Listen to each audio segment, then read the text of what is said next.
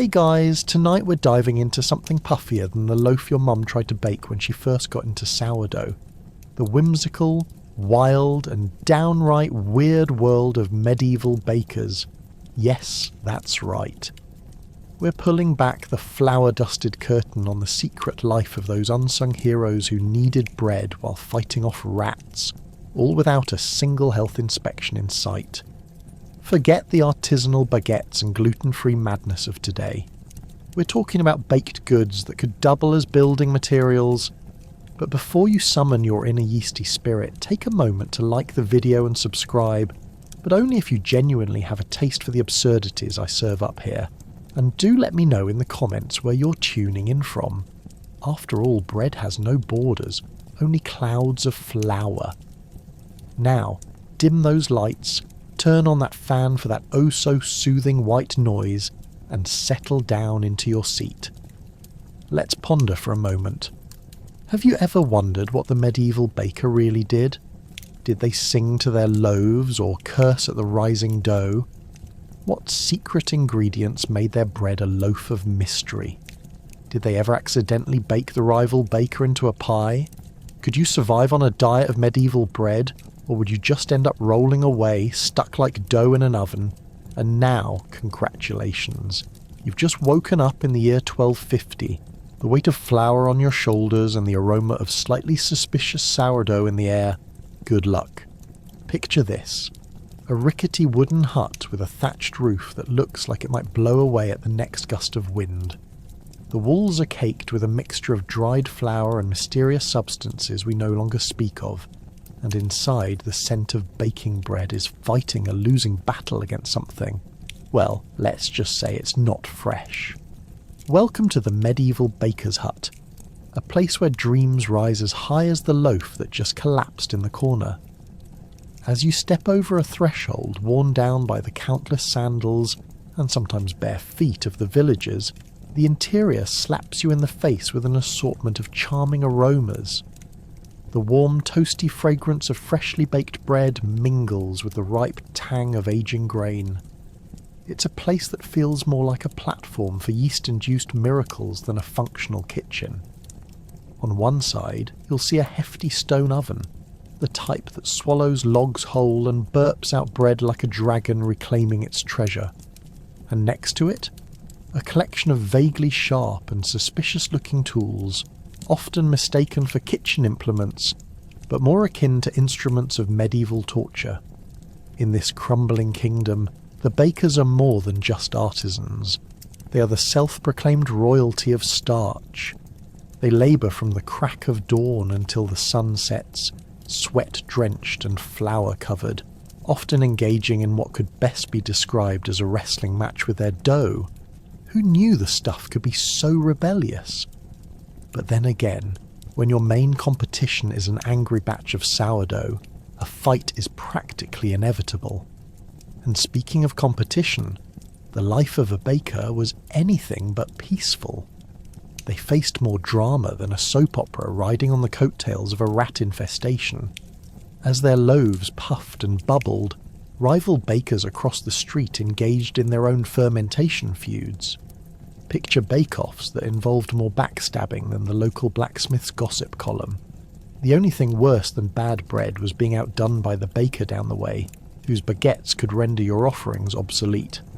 Tensions ran high, and the last thing you wanted was an angry mob armed with stale rolls, marching for your head on a platter, or worse yet, accumulating into a dough army ready for a bake-off showdown.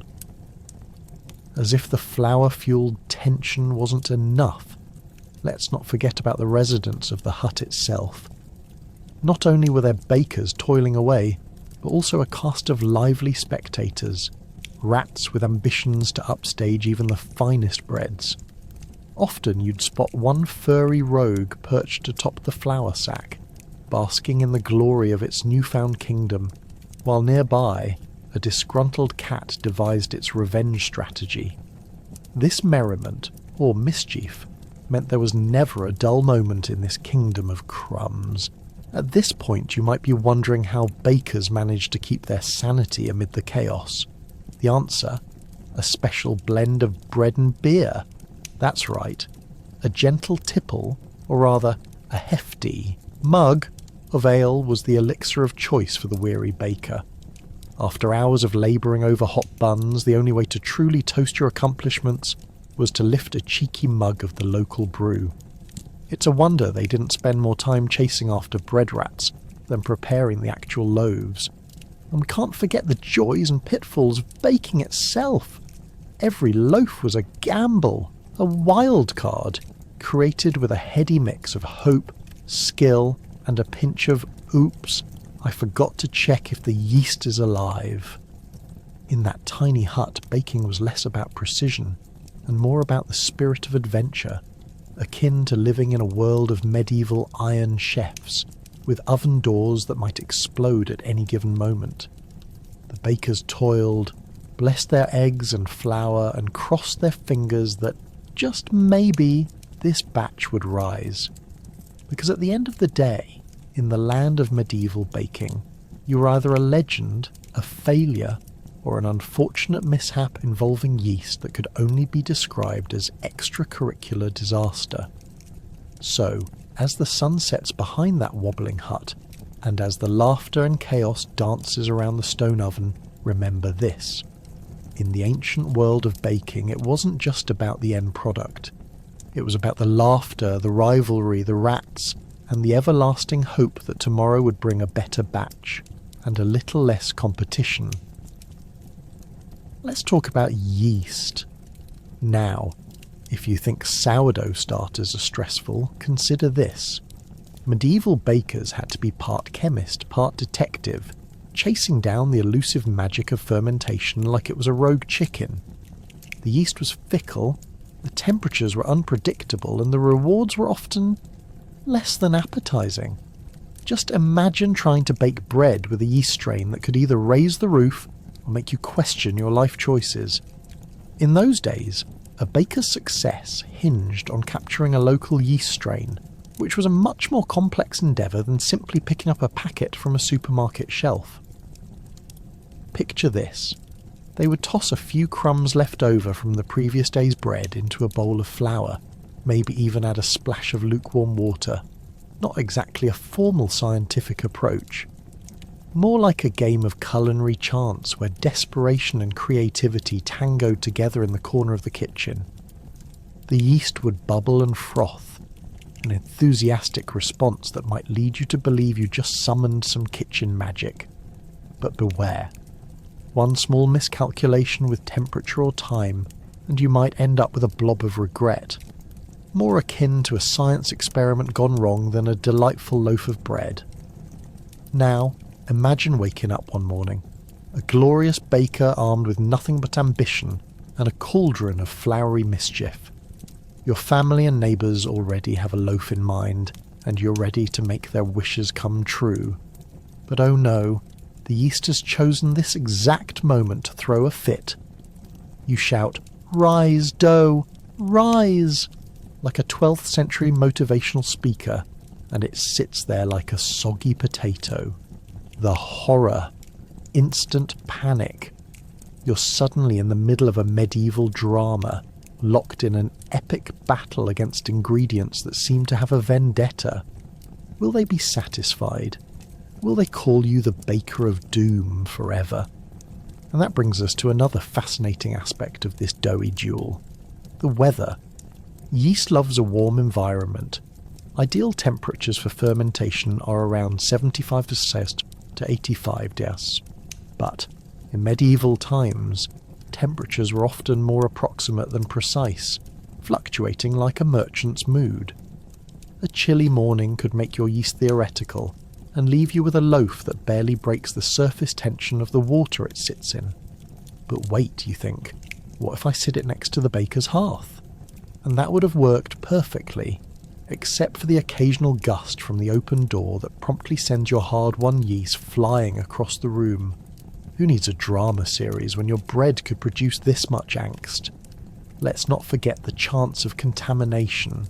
Today, an overhopped microbrewery is the trend, while back then, one wrong sniff could catch the scent of wandering wild yeasts. or worse, bacteria that could turn your bread into a chewing nightmare. Imagine waiting all day for your masterpiece to finish rising, only to cut into it and discover a loaf that tastes like yesterday's failed attempts. It was the ultimate kitchen horror story, and bakers everywhere were living it daily. And not all yeasts are created equal. Some generate fine, light bread, while others produce loaves dense enough to furnish your home with a new doorstop. The old adage, one baker's yeasty pleasure can be another's flatbread disaster, could have been the motto of an entire trade guild. Differentiating between special local yeast strains became crucial because, in medieval times, the flavour of bread was a regional favourite. Imagine the baker from one village getting run out of town for making bread so abysmal it sent villagers fleeing into neighbouring territories. To solve problems like these, bakers devised ingenious strategies that could only be compared to using a Wild West survival guide. Sourdough cultures became staples. They were like pets that needed occasional feeding, nurturing from kitchen temperatures and leftovers alike. You'd be more likely to win a local competition not just based on your baking skills, but on your ability to tame your yeast. Essentially, baking became as much about love for your ferments as it was about the bread. In the end, the medieval yeast wars weren't merely about baking bread. They were a quirky pilgrimage into culinary creativity and disaster all rolled into one. The rewards could mean community admiration, or an empty belly while facing the jeers of fellow bakers and townsfolk. Next time you partake in that fresh loaf or croissant, raise a metaphorical glass to those medieval bakers who waged their heroic battles with yeast armed with nothing but faith, a touch of instinct, and a bucket of, well, flour. Morning may be peaceful for most, but for medieval bakers, the crack of dawn means one thing: the gnarled hands of fate ready to rumble. At dawn, while your modern alarm clock is sweetly buzzing, our friends in the bakery are wrestling with dough heavier than your Aunt Edna's fruitcake. They rise before the rooster to keep the bread-making gears turning, often in a semi-groggy state that's just begging for comedic disaster. Imagine this scene unfolding. It's barely light outside, just enough to cast a ghostly glow on the bakery that looks like it had a wild night and forgot to clean up. The baker, let's call him Bert, stumbles out of bed wearing what can only be described as a tunic that has seen better centuries. His hair resembles that of a haystack, and if there were any hope for a morning coffee, it has evaporated just like Bert's last clean shirt. Armed with little more than a slotted spoon, and a fervent hope that today will not end with him covered in flour and shame, he fumbles towards the dough like a lumbering troll on a mission. As Bert lifts the heavy sack of flour that weighs about as much as a small ox, he might ponder, if only for a moment, why he chose this profession. The smell of stale ale from last night wafts through the air, mixing with the scent of today's fresh grain, and the ever-present aroma of, well, whatever has been sizzling away in the back corner of the bakery for the last 3 weeks. Perhaps it's a surprise sourdough, or perhaps it's there purely for comedic effect. No one really knows. While Bert is wrestling with the dough, his apprentice, young Timothy, is having a struggle of his own. A war of wills against an evil rodentocracy that has ideas far beyond just plundering the often slightly stale loaves. As Bert kneads the dough like it owes him money, Timothy valiantly tries to fend off an adventurous rat who just walked in like he owns the place. "Get away from there," Timothy yells, flailing a broom like it's a sword in a knightly duel, but the rat is unfazed. He's seen this act 100 times, and today he's feeling rather brave. An utterly heartwarming animal tale unfolding in the most unlikely of settings.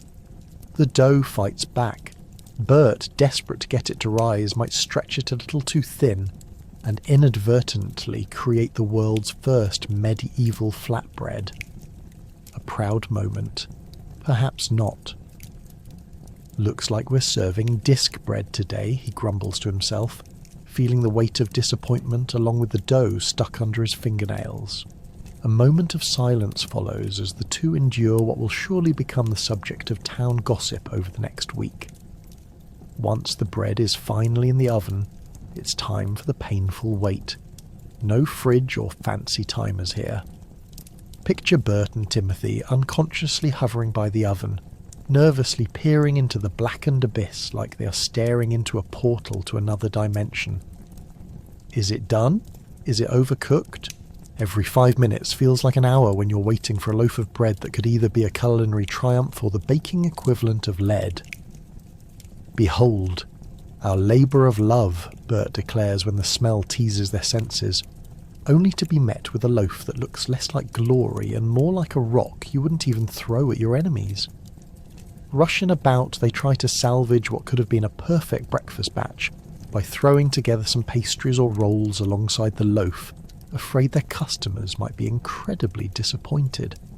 All this while managing the oven, fending off rats, and dodging flour clouds flying through the air like fairy dust.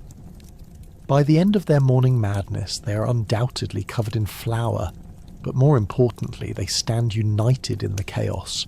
A messy sight to behold, but a fiercely loyal team. And just as they are about to set out their wares in the market, Bert slings an arm around Timothy's shoulder and says with a grin, "Let's see what they think of our day-old surprise bread." Because at the end of the day, while medieval bakers suffer through the early hours of dough and deal with an array of comedic disasters, they also manage to bring sweetness and warmth to a community that, let's be honest, really needs it. Just don't ask anyone about the rat problem. Everyone has to have their secrets after all. And as dawn breaks, the hustle and bustle keep their spirits flowered and their hearts light, ready to bake again tomorrow, despite all the mischief and calamities of today. Flour is the lifeblood of the medieval bakery, but hold on to your rolling pins. This isn't your organic, gluten-free substitute from the trendy shop down the street. Oh no, this is anything you can find that's not moving flour, from ground acorns to, or, in some cases, ground up small creatures. The medieval flour saga is nothing short of a culinary dumpster dive gone wrong. Welcome to Flour Power, where the only guarantee is unpredictability. Let's take a stroll down to the local mill, shall we? The morning light filters through the dusty windows as you step into a whirl that smells like something died, or possibly never lived. A millstone grinds grain into flour with a persistent clunk, clunk, clunk that sounds a lot like the groans of someone who hasn't had their morning coffee. Only, sorry, there's no coffee here. Just grinding, and maybe a rat peeking out from a corner, considering if today's the day to risk it all for that stray grain. But what are they grinding exactly? Well, medieval bakers had a unique relationship with their flour. Sure, they'd use wheat if they could get it, but for the majority their bread was made from whatever was available. Loathed, unpopular grains could sometimes be a necessary evil, and sometimes that meant barley, rye, or, heaven forbid, a mix of the two. You might be asking yourself, isn't barley a beer? Yes it is. The same grain responsible for quenching your thirst could also give you a dinner roll that tastes suspiciously like yesterday's laundry. Delicious, isn't it? Now, if you were living your best medieval life as a baker, you had to augment that flour with all sorts of additional, often questionable products, depending on what was edible and available. This meant using crushed acorns, chestnuts, or even beans when the stubborn weeds and pestilence wiped out any chance at normal grain harvests. And who could forget the sawdust? Shove that in your recipe for extra bulk. Because when you're trying to stretch a flour as far as possible, a little airborne wood fibre never hurt. Right? At least you're getting roughage. Let's be honest though, not all mixtures were created equal. Some loaves might bake into something magnificent, while others would resemble the bottom of a trench, dark, sour, and downright suspicious. Ever had an existential crisis over a loaf? In medieval times, day-old bread was used for everything, from throwing at rival bakers to fueling your very own catapulting army of pastry. Yes, it was that serious. One wrong move with your one shot at pastry glory could mean sourdoughs and angry townsfolk. And gastronomy of the medieval century comes with more than just grumbling stomachs. There were bakeries experimenting with ancient grains and unusual thickeners. Historical records indicate use of everything from powdered bones to ground insects. So, as you chew through your piece of bread, consider the possibility you might be savouring the flavour of ground mealworms mixed in for texture. They say protein is a bakery's best friend.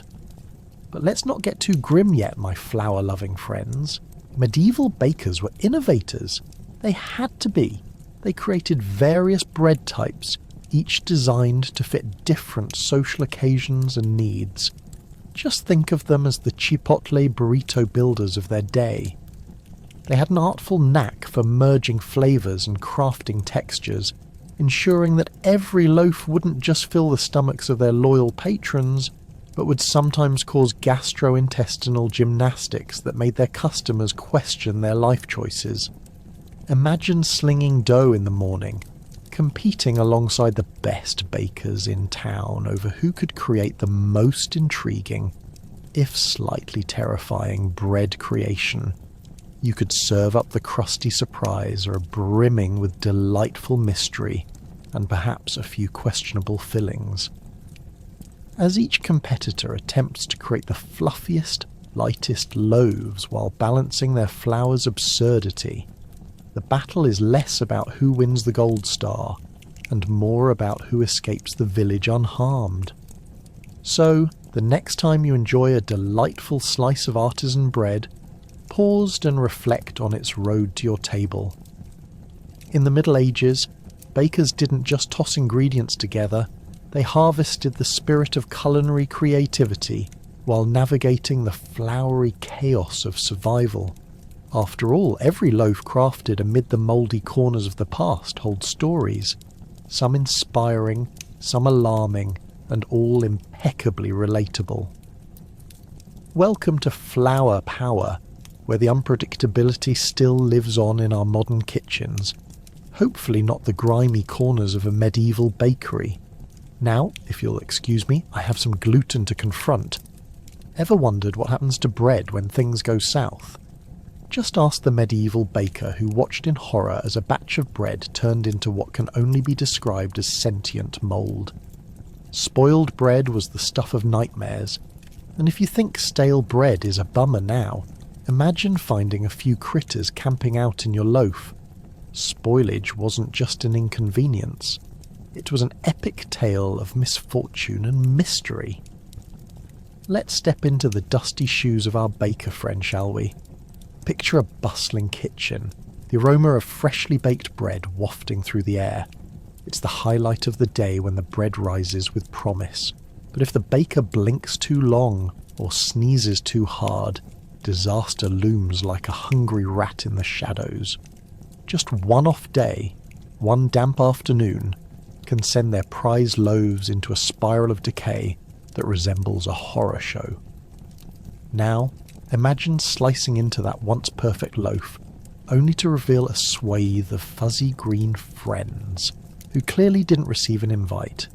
Spoiled bread was often the result of improper storage, meaning that dear loaf might just be the perfect summer home for mould. Perfectly innocent, until you realised it was a fungal utopia.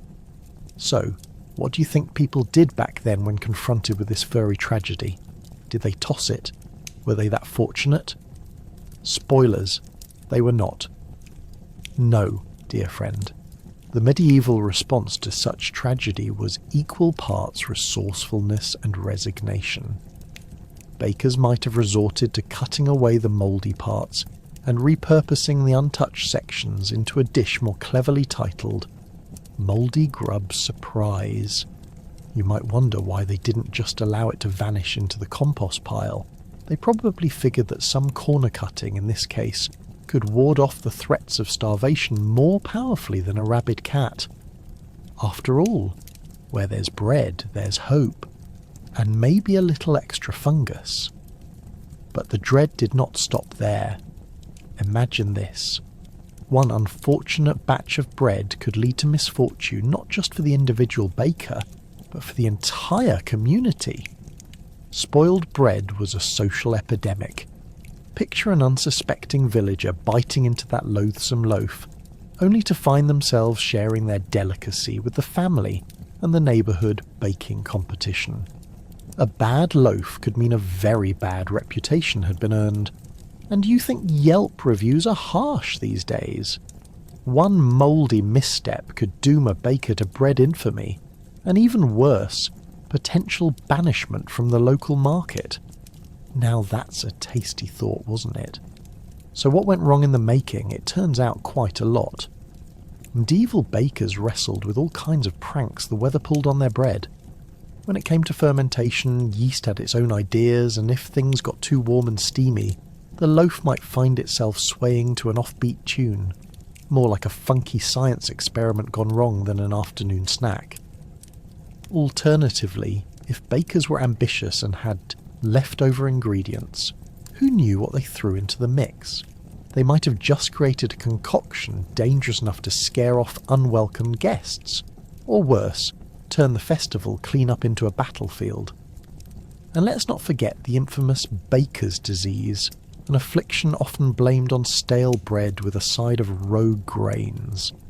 This questionable batch of rustic goodness frequently caused unpleasant stomach troubles. If only the bakers had known that deadly bread wasn't a medal of honour but a ticket to questionable territory. There were even times when bakers considered using alternative flours to create new recipes, only to discover they'd unwittingly welcomed disaster into their ovens like an uninvited party crasher. But how did bakers cope with all this? Amid the struggles, our baking enthusiasts struck a chord of defiance, often concocting tales of safety, promising that mouldy bread would carry extra vitamins to ward off evil spirits. Maybe they were onto something. After all, who knew what sort of medicinal benefits lay beneath that unnerving, fuzzy exterior? With every loaf of bread that went bad, there was a lesson learned, an eyebrow raised, and perhaps a larger smile on the next muffin. Medieval bakers were the true alchemists of their time, learning to breathe life into what ancient wisdom decreed unworthy. Let's toast to the entrepreneurs of a forgotten time, who turned ruin into revelation by rolling with the unrelenting punches of mouldy fate. So, next time you have a loaf go stale in your pantry, don't just toss it out. Take a leaf out of their ages-old book, mentally raise a glass and embrace that fuzzy new friend, for the tales of medieval bakers clearly illustrate sometimes mould leads to magic, if only we let it. The craft of baking wasn't a solo sport. It was a competitive game that could rival your favourite reality TV show. Bakers were fiercely protective of their secret recipes, sometimes resulting in bread wars that made for scandalous gossip around the town square. Forget keeping up with the Joneses, you had to keep up with the grains. Today we dive into the rivalries that flared up faster than a poorly timed oven explosion. Picture this. It's market day in your medieval town, and the air is filled with the aromas of fresh bread mingling with the not-so-distant stench of uncollected chamber pots. This is not just a feast for your nose, but a battlefield for bakers vying for the title of best bread in town. These bakers don't just roll out dough, they roll out twisted tales of sabotage, secret ingredients, and the kind of rivalry that could make an ancient Greek drama look like child's play. When one baker's loaf goes fluffy, you can bet there is a neighbour gossiping about how they kept their yeast a secret from the local plague. One popular tale revolves around the infamous Baker Bertolt and his dubious neighbour, Gerald the Grain. Bertolt had a reputation for crafting bread that could make even the toughest peasant weep for joy. But as fate would have it, one fateful market day, Gerald decided to tempt the baking gods with a new concoction. He claimed to have discovered a magical spice that would elevate any loaf from ordinary to extraordinary. As soon as the rumours reached Bertolt's ears, he was on high alert, suspecting Gerald might have brewed a mysterious potion from his mother-in-law's leftover potions. Because where else would such sorcery come from? Seeking to outdo Gerald, Bertolt concocted a batch of his own bread, which he claimed to have imbued with the essence of the finest local hops, an ingredient previously reserved for ale. The night before market day, Bertolt stayed up stirring and mixing, pouring his soul into the sticky batter. The next morning he busts out the door, clutching his loaf like a prize turkey. But as he opened his door, the aroma floated into the air, and before he could take a single step, he discovered that pesky Gerald had staged a bread sabotage, releasing a swarm of cats to determine which freshly baked loaf held the best dungeon scents, aligning themselves with whoever offered the most enticing aroma. As you might imagine, chaos ensued.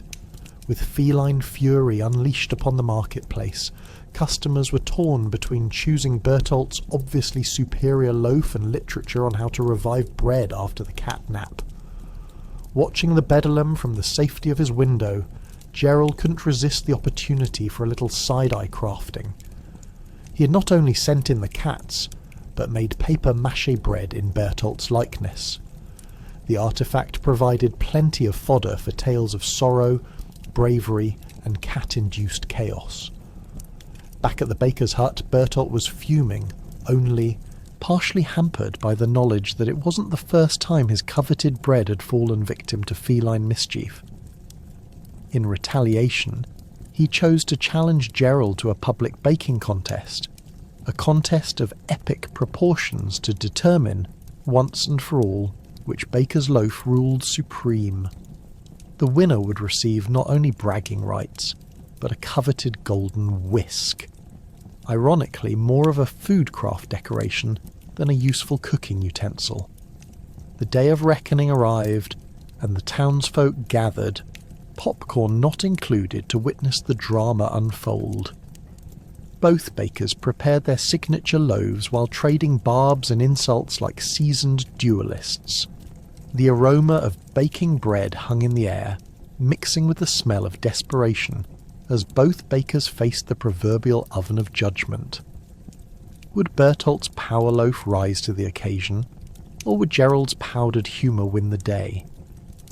In a twist of fate that only the culinary gods could arrange, the baking competition ended in tearful harmony, when a small child stumbled through the crowd and inadvertently knocked Gerald's freshly baked loaf into Bertolt's homemade yeast wash.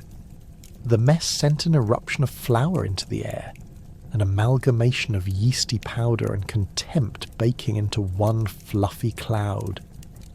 Thus, while the golden whisk went to neither that day, the tale of their rivalry, their secret recipes, and that fateful challenge turned into a legend, enriched through generations, not unlike the bread itself, but not with quite the same decline into fashionable antiquities. So the next time you're nibbling on your favourite loaf, remember, bakers once battled for glory, gossip filled the air, and at least one child unknowingly changed the course of kitchen history with a small rogue tumble. Medieval bread making, after all, was not just a craft, it was an epic saga where glamour met grit, and every loaf fought for its place on the table of fame. Let's talk about ovens. In medieval times, these bad boys were less energy efficient and more fiery death traps. Picture a cavernous hole that could easily double as a portal to another dimension. Bakers often faced more disasters than perfect loaves, and believe me, burnt bread was just the icing on the cake of catastrophe.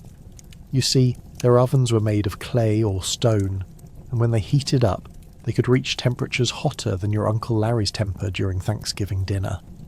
If you weren't careful, you could easily turn your loaf of bread into a glorified hockey puck, complete with charred edges and an aroma that screamed flame-kissed failure. Imagine for a second, it's the dawn of baking day, and our baker, let's call him Fred, stands bravely before the monster. Proud, astute, and more than a little bit grimy, Fred is fully committed to his craft. He meticulously prepares the dough, getting it fluffier than a cat's tail after a good petting. But when it comes time to slide that dough into the oven, disaster can strike. One miscalculation, one slight moment of distraction, and boom, bread baskets across the village might as well be filled with unfortunate charcoal bricks. Ovens weren't just raging infernos of doom. They had quirks that would make even the quirkiest art teacher scratch their head. With quaint names like beehive ovens and a design that looked like it hadn't changed since the dawn of time, these baking behemoths required a perfect science to operate. You had to know when the coals were just right, how long to wait for that steamy ballet of bread making to unfold, and pray that no wet sock-wearing gremlin wandered into your baking domain to sabotage your efforts. Poor Fred might have just rolled out a perfect loaf, only for it to meet untimely death. A little too much heat here, a lack of vigilance there, and suddenly he's left with a fireball of dough that looks more suited for artillery practice than breakfast. But it wasn't all Fred's fault. A baker had to contend with a wide array of oven adversaries. Imagine the horror when a sudden draught blew through the baker's hut. Just as the loaf began to rise, poof, it deflated faster than a party balloon after your cousin Jerry had one too many ales. The doorframe might as well have been a magic barrier, repelling all sense of success. And when the frenzy of baking was at its peak, a good baker would find themselves elbow deep in flour, while simultaneously wrestling with a monotone village gossip squawking about last year's turnip harvest. With all that chaos, mistakes were as commonplace as fancier labels on bread today. Fires weren't exclusive to the bread ovens either. Sometimes a poorly timed flour explosion could turn a cheerful baking morning into a white cloud of doughy disaster, reminiscent of a snowstorm in July. One wrong movement could send flour cascading into the flames, creating a burning blizzard of confusion. Not exactly the canonical scene you'd find in a baking competition, is it? You'd think a medieval baker might stand a chance against such mayhem, but the harsh truth is that they were often caught in comedic predicaments that could have warranted their own slapstick show. Avoiding the wrath of the oven was one challenge among many. The dough itself presented a series of problems. Picture a loaf tumbling backward out of the oven, landing face first into yesterday's leftover porridge. What a sight that would be. Some bakers even claimed you weren't a true baker until you'd accidentally sent a loaf flying off the paddle in a moment of sheer panic. And while some village folk laughed it off, those who lost their food didn't see the humour. They were just hoping the neighbouring baker didn't get the last laugh. But it wasn't all fun and games in the kingdom of flour and fire. Between the slimy rats attempting to access their treasure trove of grain and the lurking cat poised for a quick carbohydrate snack, a medieval baker's life was filled with enough mishaps to fill a tale that would echo through the ages. So next time you preheat your modern oven to just the right temperature, remember Fred and his fiery death trap oven, and maybe have a little gratitude for the miracle of electricity, and the fact that your loaf likely won't explode on impact. Ever tried to impress royalty? It's about as easy as baking a soufflé while being chased by a rabid rat. Medieval bakers not only had to produce worthy loaves, but craft extravagant pastries that would make even the snootiest nobleman raise an eyebrow. Unless they had food poisoning from last week's pottage. Here's how bakers threw flour at court life while trying to dodge the royal guillotine of culinary criticism. First off, let's talk about ingredients. Think you can just whip up a couple of tarts? Ha! Try sourcing filet mignon for pastries when the only thing nearby is a half-cherished goat named Marjorie. Medieval bakers had to get creative, gathering rare spices from the bustling trade routes, or, if they were lucky, the occasional sack of sugar that had made its way into town from distant lands. The list of ingredients would often read like a Hollywood property list: exotic, expensive, and far from reality. If the king wished for a pie made from peaches, then the baker would garner all sorts of mischief, and possibly some sad musical numbers, to please with whatever soggy fruit he could pilfer. But the real challenge lay in the art of presentation. Forget about just slapping a loaf on the table and calling it a meal. Nobles expected their baked goods to arrive in full splendour, covered in sparkling icing that could blind a squirrel, with intricate designs that would make Michelangelo's work look basic. Ever watched a modern baking show? It's like that, but with fewer temper tantrums about oven temperatures and more actual risk of execution for one tiny mistake. If you think the medieval bakers had it easy, picture this. They would enter the kitchen with the air thick with both flour dust and tension, like preparing for the championships before the annual flour flinging contest. As they kneaded dough, they had to do so with an eye for detail and a mind racing faster than a jester dodging rotten tomatoes. It was all about creating the kind of masterpieces that would flatter the noble court, while simultaneously praying that the court chef didn't poke his nose into their work. Of course, there were more than just desserts on the menu. Bakers were tasked with making elaborate feasts. Ever heard of a boar's head pie? It was basically a meat dish dressed in bread that was supposed to wow the guests upon arrival. But here's the catch. If you had an unfortunate encounter with a particularly nasty boar, that dish might not just be impressive, it could even lead to some rather dramatic pooping scenes during dinner. The wrong cut of meat could escalate into a royal scandal faster than you can say sourdough. Once baked, delicacies would be paraded through the castle like trophies, each pastry striving to capture the hearts of the assembled lords and ladies, while bakers anxiously hovered nearby like worried parents at a school play. This was a chance to shine, or crash spectacularly. The pressure was enough to turn a simple donut into a dough-quality crisis. If one noble didn't like your pastry, your reputation could crumble faster than a poorly baked pie.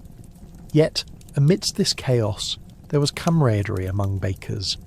They often communicated in secret codes, sharing tips and tricks with each other, a pinch of this, or a sprinkle of that. This collaborative spirit became their lifebuoy amid the tortuous waters of court life. It was essential knowing who had access to the freshest eggs or the most delightful honey.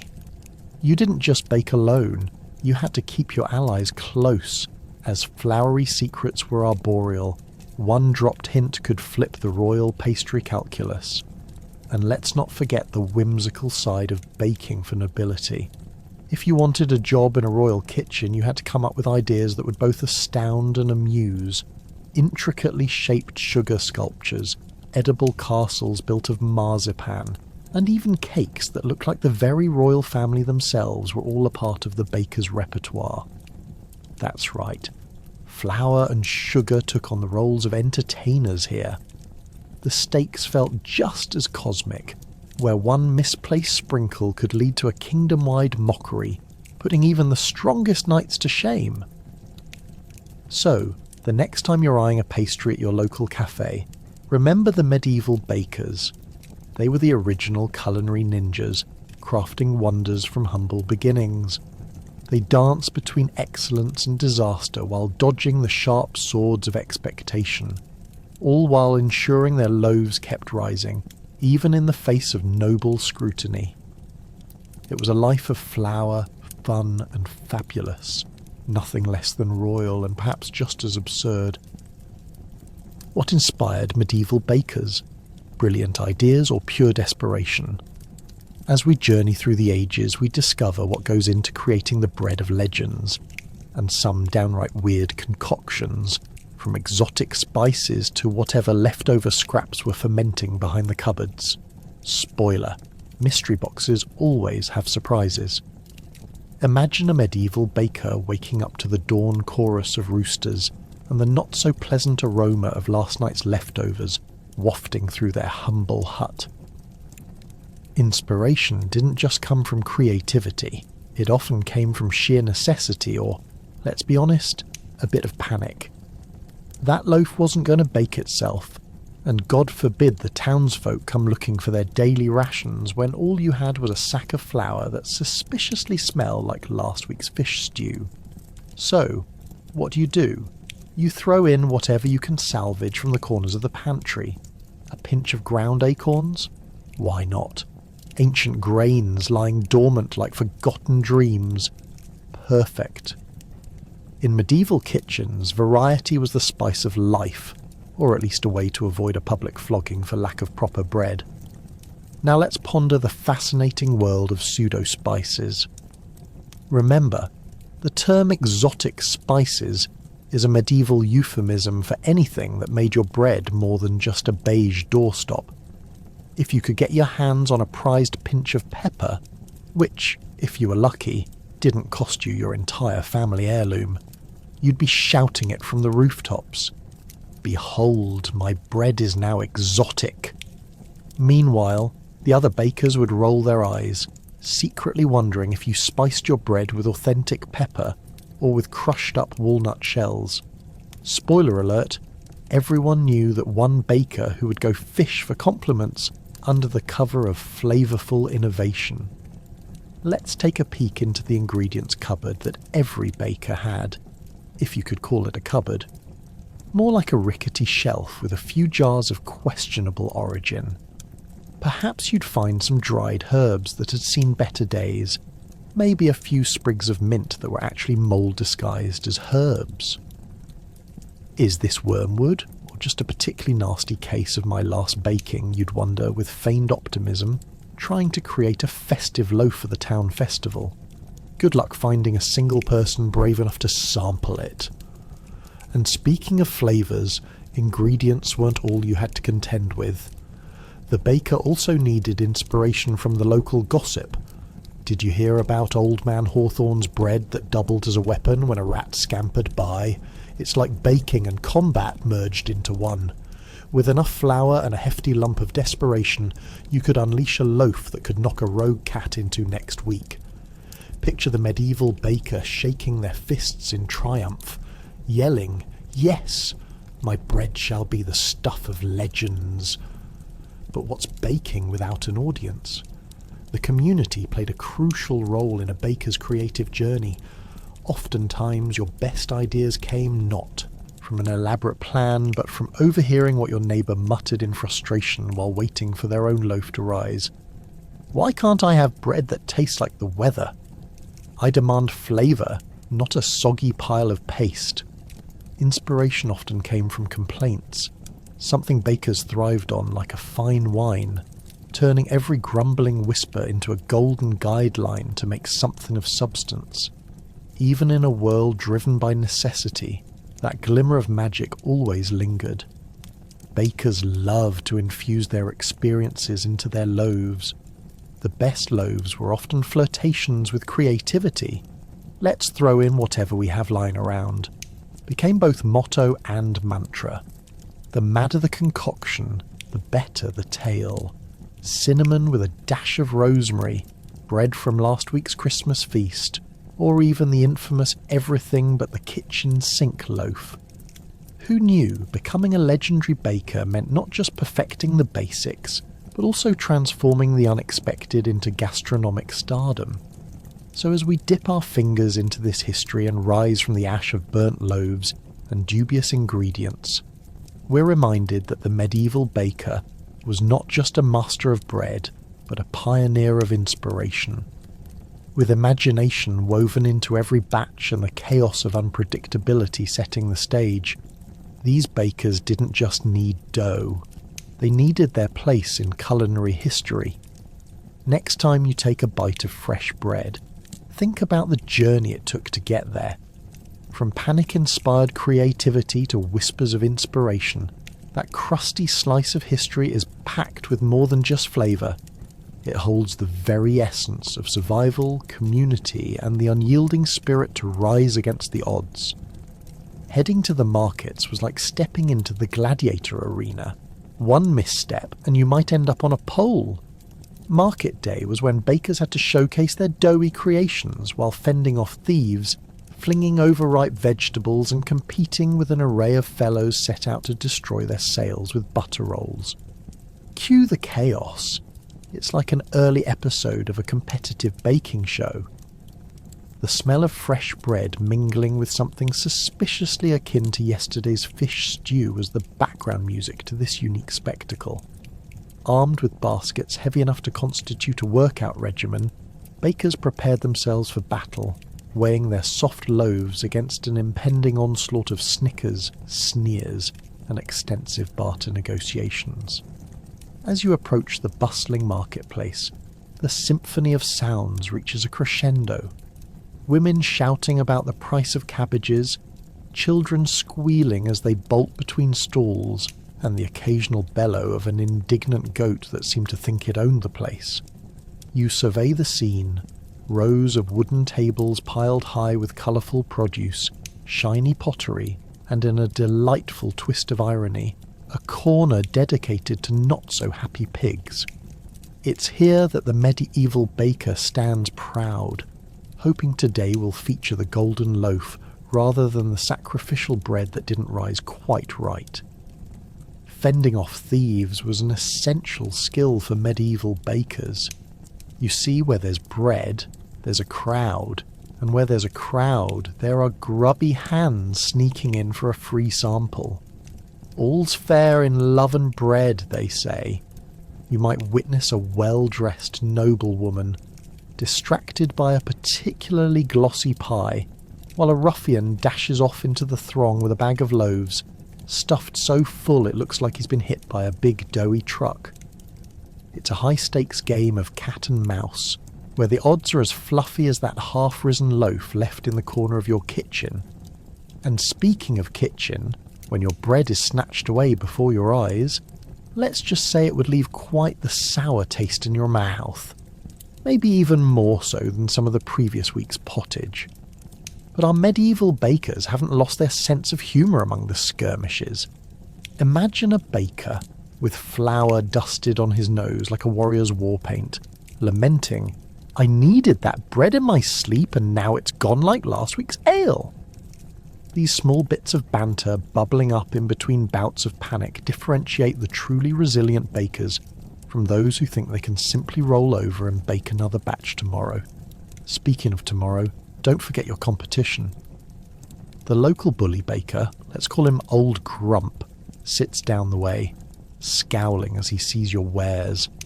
With a crusty loaf in one hand and a hefty stick in the other, he's a great motivator for sharpening your sales pitch. Rumour has it he bakes a loaf so bland that it's been mistaken for a pet rock, yet he manages to sell it.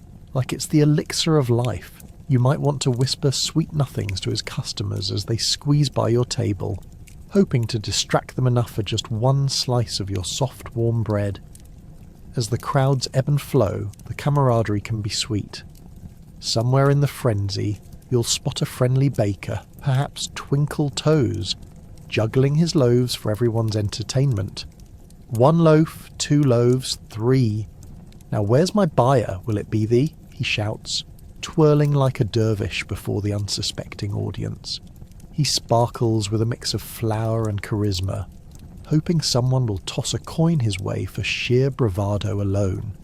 And then, just when you think you caught a breather, tragedy strikes. The town crier announces the arrival of a travelling merchant with bread offerings more attractive than you could ever dream, made with imported spices. Cue panic. Is today the day you are usurped? Or will you rise to the occasion with your beloved loaves and stave off the competition with wit and flour? If your goods don't fly off the shelf, you'll have to pocket the risks and keep your dough in check, quite literally. By the day's end, as the sun sets and the chaos winds down, the market transforms into a carnival of exhausted, crumbled breads and spilled vegetables. Bakers wipe sweat from their brows, counting coins while nursing bruises from scuffles. Will tomorrow bring more bread? More chaos? Maybe. But for now, there's a moment of calm, a time to reflect upon the day's absurdities, the absurdity of it all, and just like that sweet bread you baked, to rise up and do it all over again. If you think your job is tough, consider the medieval apprentice baker, sweeping floors, lugging flour, and dodging the occasional scolding about that last batch of bread that went slightly off.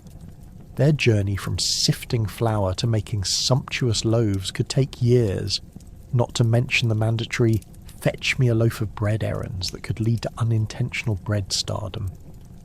Picture this young apprentice, barely as tall as the flour sacks themselves, wrestling with bags that seem to weigh more than their entire body. Each morning starts before sunrise, a shift more daunting than trying to convince a 14th century baker that gluten is actually not the enemy. As the apprentice stumbles into the bakery, sunshine filtering through the gaps in thatch, the first whiff that greets them is one of floury dreams, and probably a touch of despair too, because as charming as working around warm bread might seem, the reality is much less romantic. Think of the apprentice's lungs filled with white dust as they sweep away remnants of a yesterday's bake-off, and just for fun, toss in the cries of disgruntled cats eyeing the loaf rising just out of their reach. But wait, where's the fun in monotonous sweeping? Oh yes, the grand title of apprentice didn't come without perks. When they weren't busy risking their lives on steam-powered pet booths, they were fetching water from the well, an excursion that could easily turn into a dramatic quest. You see, every trip required vigilance. There was the risk of falling into the well, or worse, being ambushed by the local poultry who believed they were the ultimate rulers of the bread domain. Ever tried carrying a heavy bucket and fending off a gang of aggressive ducks at the same time? It's not for the faint of heart. Once the water was successfully collected and the apprentice managed to escape the wrath of the village chickens, they faced the undeniable truth of their fate: dough duty. Arriving back at the bakery triumphant, they were greeted by the master baker's stony gaze, wielding a wooden spoon like it was a sword at a medieval tournament. "Time to knead the dough," the master cackled, and so began the apprentice's rite of passage, a workout more gruelling than lifting hay bales after a night of feasting. Kneading might sound simple, but what does getting your hands dirty really mean when dough is consistently refusing to rise? The apprentice would set to work, arms a bulging, sweat mixing with flour, until they resembled a human-shaped loaf themselves. Ever tried convincing your co-workers to accept a promotion on a hot day when you smell like the bakery floor? They can't help but roll their eyes, and neither can anyone in the shop when the loaf mould barely turns out acceptable. Now let's not forget the trials of distraction. The apprentice needed to fend off any kind of family drama or neighbourhood gossip while making the dough. Nothing says, "I'm practically an expert," as loudly as losing track of time and discovering you've accidentally mixed last week's barley into the fresh batch. Next thing you know, the village is murmuring about your famous mystery bread, the kind that could literally rise from the dead, causing more excitement among mice than humans. Okay, so perhaps there might be perks to being the apprentice baker after all. Once the dough was finally shaped, left to rise, and constantly checked for readiness, there came the moment of glory. Baking day. Watching loaves transform into golden masterpieces instead of rock-hard frisbees made just hours before could easily turn an overworked apprentice into a burgeoning superstar, even risking a nod of appreciation from the master baker. As the aroma of the baking bread wafted out into the street, repeating exactly what was expected of a baker's apprentice whose arms are tired but spirit buoyed, the true battle for novice bakers began, standing in front of the bakery window while calling out the wares. It's less like a friendly hiring convention, and more like a medieval version of Bring Out Your Dead. Fresh bread. In time, some apprentices would learn the secret recipes and techniques, and graduate to become full-fledged bakers in their own right. But others might vanish into the annals of history, forever clutching their wooden spoons under their arms while bemoaning their fate in the flour-covered corners of the bread-making kingdom. A friendly reminder for them and their contemporaries. Life can be tough in the bakery, but the rise of a good loaf often comes down to the bumpy road walked by its most dedicated apprentice.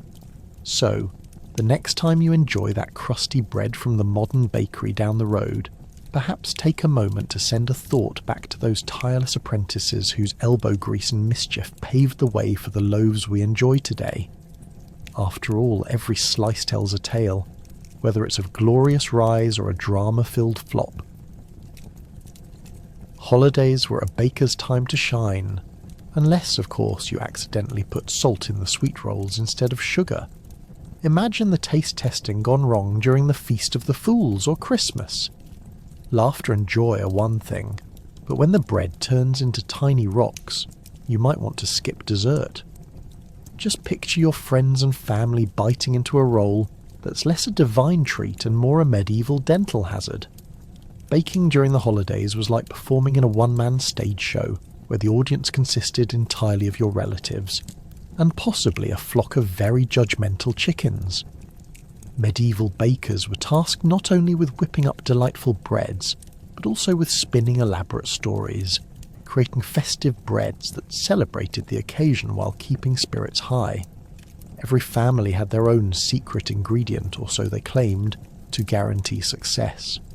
Some would swear by a sprinkle of rosemary, while others were convinced that a gold coin hidden in a loaf would bring luck. Though all it mostly brought was a worried dinner guest and a frantic search for dental floss. Now, let's not forget that holiday baking was also about community and competition. As bakers prepared for the Feast of the Fools, rivalry simmered like a pot of overcooked porridge. The best bakers showcased their most imaginative designs, hoping to win coveted bragging rights. Talk about high stakes. If you thought pressure could bake a pie, you haven't seen a group of medieval bakers trying to impress the lord of the manor. One slipped roll, and you might find yourself in the latest gossip column, the tale of the baker who burnt the baron's bread. And let's not get ahead of ourselves. The meticulously crafted bread could soon turn into absolute mayhem. Imagine some leaven caught up in purgatory, refusing to rise. There you are, kneading dough with the hope it will magically turn into fluffy rolls, only to end up with what looks like flattened roadkill. Your holiday cheer dances dangerously close to despair. Why must my dough betray me? You might cry, waving a rolling pin at the heavens. Somewhere nearby, a supporting cast of nosy villagers chuckles behind their hands, a group more dangerous than a pack of hungry flies. The infamous holiday bread-making disasters didn't stop at dough either. These instances often involved the use of unusual ingredients for that fabulous festive flair. Those of us used to cinnamon and sugar might not realise that medieval bakers sometimes substituted, well, let's just say everything was fair game. Have you ever baked bread with dried fish bits in it? Because at least one baker did, surely thinking it would add a nice umami twist, much to the horror of their taste testers. It left quite an impression, one perhaps better suited to a fishing competition than a holiday feast. As the holiday season rolled on, baking became a delicate dance. Loaves had to rise, multiple festive pies had to cool, and of course the whole family was desperately trying to avoid being too blunt when someone served up seafood surprise bread. Some really should have been renamed Crustacean Catastrophe. Each loaf's destiny hinged on the baker's ability to manage ingredients that sometimes felt they were in league with a mischievous spirit intent on ruining everything. Then there was the drama of actually serving these rolls, placing them carefully on the table, the aroma wafting through the air like a friendly hug, only to recoil at the sight of Aunt Gertrude, who always took the biggest slice, claiming it was the gesture of gratitude. Little did she know she was about to uncover an entire landscape of untested flavours.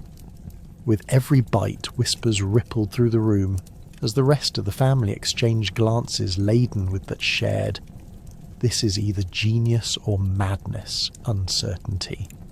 So, the next time you're dunking a store-bought roll into your soup while grumbling about baking from scratch, remember the medieval bakers who marched forth into holiday turmoil with flour in their hair, fervour in their hearts, and a minty glaze of unknown delights. It was all part of the festive fun, one rocky roll away from chaos, but always an adventure. In the end, that spirit, a pinch of laughter mixed with a sprinkle of flour, was what truly rose to the occasion.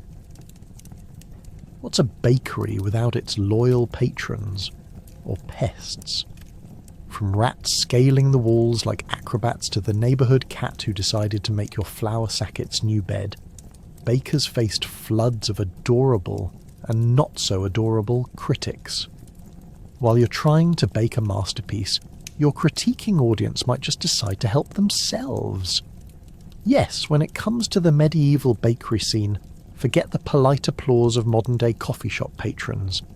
Instead, picture a chaotic symphony of squeaks, meows, and the occasional indignant squawk that accompanies your daily bread-making rituals.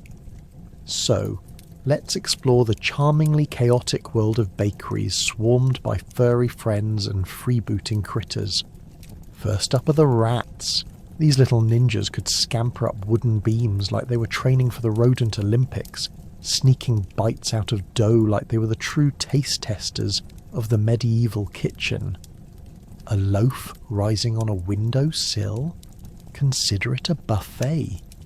You'd turn your back for just a moment, maybe to grab that last loaf from the hot oven, and suddenly it's a rat banquet. And trust me, nothing about the wise teachings of health regulations in today's eateries prepared bakers for the rat race they signed up for. One medieval baker named Claus even tried to train his pet rat to stay away from the dough. He named it Fluffernutter, thinking a name change might turn its fate around. Spoiler alert, Fluffernutter had different ideas and quickly gained a notorious reputation as the only rodent known to host donut parties with complete abandon. So while you're pondering recipes, beware. One whiff of yeast and Fluffernutter might be vying for a guest appearance at your next batch of pastries. Next in line are the neighbourhood cats, who managed to sashay in like they owned the place. With their uncanny ability to lounge in flour sacks, these felines took their roles as inspectors very seriously.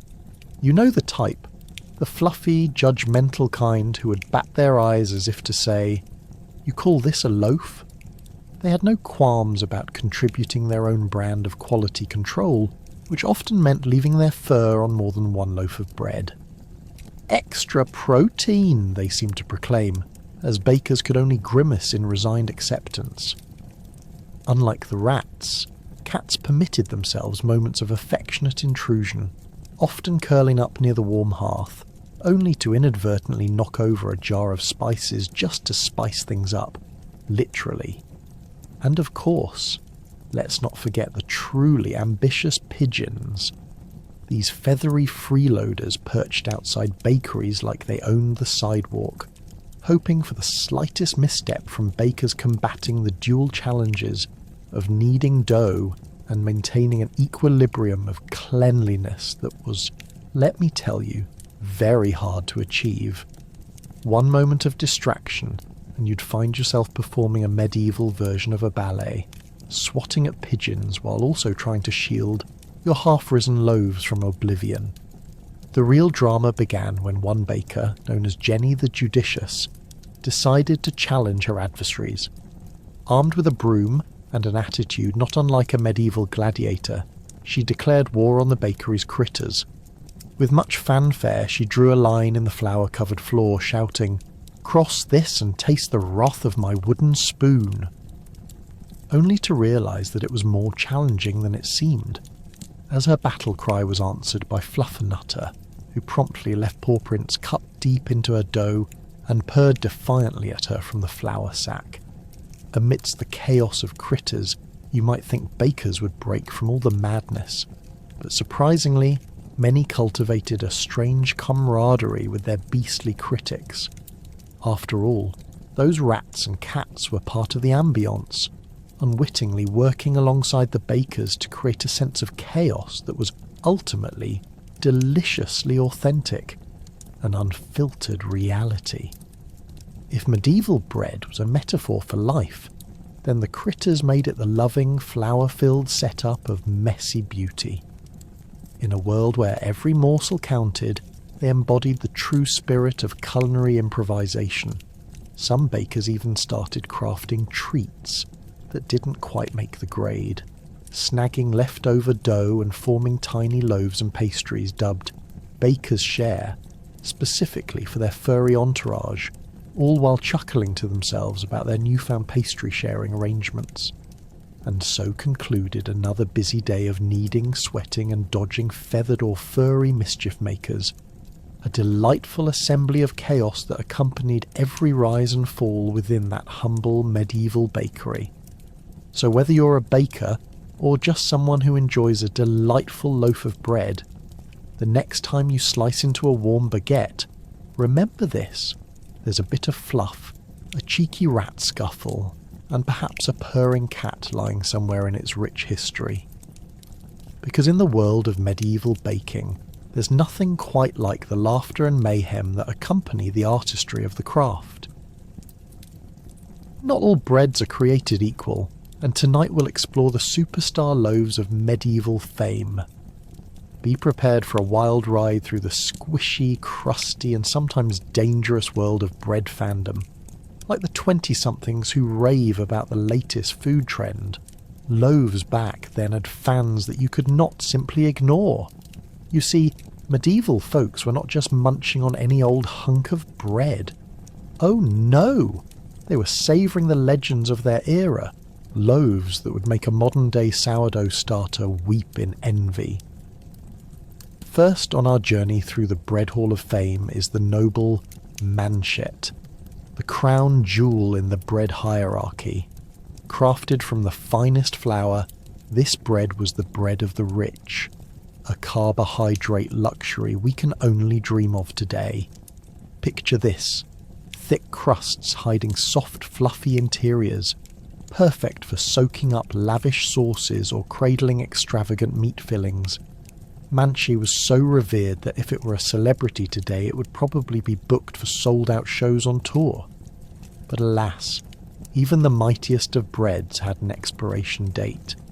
A stale manchi was more likely to be used as a paperweight than serve as an actual meal. What about our charming friend, the flat bands? A round bread, often used for the masses, bands were the humble beginnings that most peasants would start their day with. Imagine rolling out of bed, trying not to disturb the 10 relatives and 5 animals who share your hayloft, and reaching for a ban.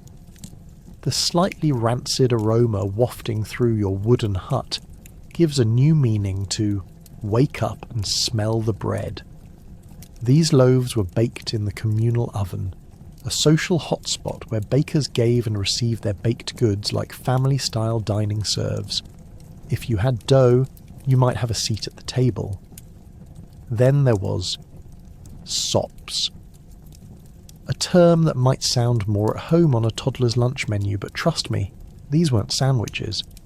A sop was a piece of bread soaked in broth, often used to wipe your plate clean, because who needs napkins when you have your trusty loaf? Think of it as medieval bread dippers. They would encourage a certain joie de vivre at mealtimes, truly raising the bar on meal accompaniments. Want to fancy it up? They'd serve it topped with cheese or spices to liven up the banquet tables. Naturally, most nobles thought it wise to keep them at a distance to preserve their refined sensibilities, if only they knew how many times their own heads grazed these bready beauties. You couldn't mention famous medieval bread without bringing in the tuss, a flatbread that could be topped with anything from leftover meat to wishful thinking. Tarts epitomised the creative cooking of the era. Alas, while they were fancy enough for noble feasts, they served a grim purpose during times of famine. In starvation times, Tarts often contain mysterious, unidentifiable bits and bobs, so strange that you would pray for a pinch of spice to distract from the aftertaste of sheer desperation. What a time to be alive, right? Trying to spin dinner party magic amid leftover sadness, intrigued by these scrumptious tales. Enter the parota. Pottage bread. Another essential element of medieval kitchens. This magical bread could absorb the lush flavours of pottage, a thick, flavourful stew that could contain anything ranging from the freshest veggies to the remnants of yesterday's dinner, and occasionally a rogue rat. Pottage bread was the perfect accomplice for those hoping to disguise a less-than-ideal meal, turning your mystery stew into a culinary adventure. It was the kind of bread that encouraged creativity under duress and allowed for cooking innovation, or as I call it, a medieval version of chopped. Yet all brilliant things must come with a cautionary tale, especially in the world of bread. You might think, what's dangerous about bread? But let me tell you, the splackbreaker was a literal definition of doom for many. It was the leftover coarse grain variety made from barely their flour, mixed with whatever unidentifiable remnants could be scavenged from the market floor. One wrong bite, and you risked constipation that would haunt your toilet life for weeks. Truly a loaf to approach with great caution. So there you have it, the famous breads of the Middle Ages, a world where loaves had legacies and flour can transform into both glory and catastrophe. With crusts that could rival your cousin's awesome Halloween costume and crumbly interiors that told tales of love and loss, mostly loss, these breads continue to reign supreme in the hearts and stomachs of history. They remind us that life may not always rise as we want it to, but every loaf, especially in medieval times, had a story worth telling. Ever been blamed for a failed loaf? How about being called a witch? In the medieval world, bakers were often accused of witchcraft after serving a bad loaf. This bread didn't rise. It must be magic. Fasten your apron for a whirlwind of flowery accusations, fervent prayers, and perhaps a witching charm or two thrown into the mix. In an age when a rogue sneeze could send an entire town spiralling into a panic, it's no surprise that bakers, being responsible for producing the community's very sustenance, became prime targets for the nearby finger-pointers. One misstep in the baking process, and instead of receiving compliments, a baker could find themselves facing an angry mob armed with pitchforks and burnt rolls of bread. Your pottage is bland. Your bread is flat, and you've cursed my family, they would shout, shaking their fists and threatening to take matters into their own hands, hoping for a little justice served alongside their supper. And let's be real here. Medieval bread was a gamble. You could end up with a crusty loaf so rock hard it could double as a defensive weapon, or, worse, something light and airy that whispered sweet nothings about a proper rise but delivered the density of a stone. With the right sprinkle of flour and just the right measure of ingredients, or, a chaotic chaos of inexperience and uncooperative yeast, anything could happen. It was a high-stakes game of will it, won't it, and when it didn't, bakers were only a small step away from being cast into the stocks as witches. Watch your ingredients, they'd mutter at the market, eyeing fellow bakers suspiciously. Last week old Marge baked a loaf that could house a family of ratlings. She'd best watch her back. Enter the medieval baker, standing behind their counter, clutching a looping recipe with all the focus of a rabbit trying to solve a maze. They'd sweat under the pressure of those onlookers, all too eager to see if today's loaf would be worthy of applause or a medieval trial. Now, what can you expect when you're brimming with flour at a bustling market? Noses wrinkled in scepticism reveal the people's scepticism. Onlookers would often gather, circling the baker like vultures eyeing a still-warm carcass. "What did you put in there?" they'd demand, sounding as if they were waiting for the baker to confess to summoning dark spirits. instead of just premixing bits of flour and water. "Your dough must have been cursed," they'd repeat, fueled by the kind of paranoia that would make a modern-day conspiracy theorist feel totally justified. In a society where food could dictate social structures, accusations of witchcraft were surprisingly more common than bad yeast. And you best believe that if a baker was unlucky enough to pick up undercooked dough instead of their usual club-worthy baguette, rumours would fly faster than a pigeon at the promise of crumbs. If a neighbour's fiancé grew spotty after tasting a loaf, guess who was getting a visit from the town's strictest holy man? But let's not kid ourselves. The world of medieval baking was intriguingly absurd. Not only were there trials for witches, but bakers also sometimes performed their own rituals, a sort of flour magic aimed at ensuring good recipes and divine intervention. "A pinch of salt and a prayer to Saint Flore, patron of soggy loaves," they'd chant. Suddenly they weren't just bakers. They were bakers with the potential to wield divine and dark forces alike, whatever it took to save their reputation, or perhaps their skin. We've all heard of the trial by fire, and in the medieval baking arena none loomed larger. Bakers were not just afraid of angry mobs, they had to watch their backs for some fiery spirit of retribution. Being tossed into the flames for serving up a bad loaf might seem extreme, but trust me, it could happen faster than dough could rise, especially if the neighbourhood was craving a scapegoat. So what's the moral of this tale, you ask? Well, dear apprentice bakers of the modern age, next time your bread fails to rise, just remember, bake with love. Maybe a little bit of witchery, and definitely steer clear of the townsfolk's judgment. For in the medieval world, one bad loaf might just seal your fate, and earn you the title of Baker Witch, the worst accolade you could achieve without a glamorous hat to go along with it. Just keep that apron handy, summon the magic of good ingredients, and pray to the bread gods that you're baking bread, not curses. What happens when you blend bread with a distinct lack of quality control? The unintentional wedding of bread and questionable fish or fowl. Ever wondered if you could create a new type of aroma? The medieval bakers certainly did, but the scents emanating from their ovens were rarely alarm-free, as you will soon find out. Imagine the local baker with sweat beading on their brow, like they're preparing for an Olympic event rather than simply kneading dough. They've got a robust collection of loaves that could feed a small army, or more accurately, a family of hungry nobles. But lurking behind the promise of fresh bread is a hidden tale of accidental disaster and culinary chaos. Baking in the Middle Ages was, to put it lightly, a bit experimental. Bakers had to make do with what they had, and that often meant throwing in whatever ingredients were on hand, whether that was a sack of dubious flour or scavenged grains from the local market that had been visited by rodents.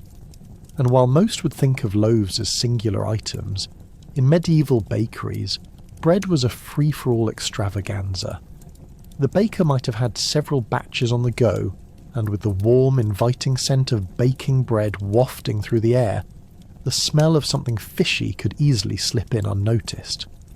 Hold your nose, folks, because when bakers ran out of yeast or simply couldn't resist doubling the last batch of questionable dough, that's when things started to get aromatic in all the wrong ways. Fish, fowl, and maybe a rat or two. These ingredients would sometimes find their way into the bread without so much as an ounce of forethought. Just a pinch of dried fish wouldn't hurt, would it, they might wonder? Spoiler alert, it absolutely would.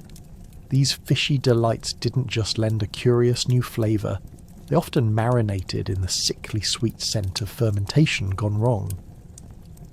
Imagine opening that rustic wooden door to the local bake shop, only to be greeted by the scent of slightly rancid fish, battling it out with the stale aroma of leftover barley bread.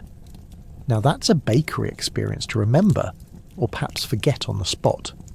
It's a scent that would have you reconsider the concept of breakfast bread, and take a hard pass on the special loaf of the day. And let's not ignore the conflict this kind of culinary adventure posed among the townsfolk. If one baker decided to play fast and loose with their ingredients, the other bakers weren't above hurling accusations or rolling their eyes as they pushed out fragrant loaves from their more reputable ovens. How's that fish bread treating you, eh? Fresh from the ocean or from last week's pottage? Oh, the drama of the medieval bakery was fiercer than any reality TV showdown, complete with rivalries that might even inspire a few early forms of baker's block. However, let's take a moment to appreciate the bravery, or sheer insanity, of those early bakers who dared to blend bread with fish, fowl, and who knows what else. These culinary titans were pioneers of the improbable, pushing the boundaries of flavour exploration with the same casual disregard one might see in a modern-day fusion restaurant. Ever wondered why chocolate-infused bread is a thing today? Thank medieval bakers who were courageous enough to be ahead of their time. Although let's face it, most of them would have been better off sticking with the classic grains instead of giving their bread the fishy update. Of course, amid the fermentation fiascos and oddball concoctions, the medieval bakers also learned valuable lessons from their aromatic misadventures. Tales of their culinary catastrophes could be overheard in taverns or spread among the houses village-wide, cautioning future bakers against the cautious toss of extra ingredients. Whatever you do, don't mix fresh dough with last week's herring. That's a ticket to culinary purgatory, they would quip, their noses wrinkling at the mere memory. So here we are, living in the modern era with our artisanal bread, sourced from organic ingredients, and still trembling at the thought of the occasional whiff from the past. Would today's bakers take on the challenge of the bizarre pastries infused with last week's fish? Let's just say, maybe some culinary creations are best left to the dusty pages of history. All hail the medieval bakers, masters of survival, and architects of the occasionally questionable, utterly unforgettable loaf. Medieval festivals were all about bread, and if you think modern fairs can put a smile on your face, you haven't experienced the glitter and glory of a medieval bread festival. From artistic displays to taste-testing marathons, complete with yeast-induced bravado. These celebrations were more colourful than your eccentric uncle's Hawaiian shirt collection. Picture this: a sunlit square filled with bakers showcasing their finest loaves, each one a marvel of flour and yeast, while festive tunes played as the crowd bustled around like bees drawn to the sweetest honey. It was a place where even the socially awkward could snack and mingle simultaneously. Imagine the scene. There you are, surrounded by large banners hanging like food-themed tapestries, each bearing the emblem of a different baker. One sign features a loaf that resembles a sleeping cat, which naturally draws in curious festival goers like a moth to a flame. Who wouldn't want to cuddle with a feline loaf? The air is thick with the mouth-watering aroma of freshly baked bread mingling with ale, and the lingering scent of mountebanks peddling their questionable remedies and cures. Everyone is laughing and sharing tales of the day while keeping a wary eye on the jug of vintage ale that may have been fermenting since last harvest. At these celebrations you might stumble upon the Great Bread Contest, where bakers competed for the title of Master Loafsmith. Ever seen a medieval bake-off? Contestants take their creations very seriously, but they're not above a bit of flowery fun. As the judges begin their rounds, boxy loaves and buttery pastries vie for attention.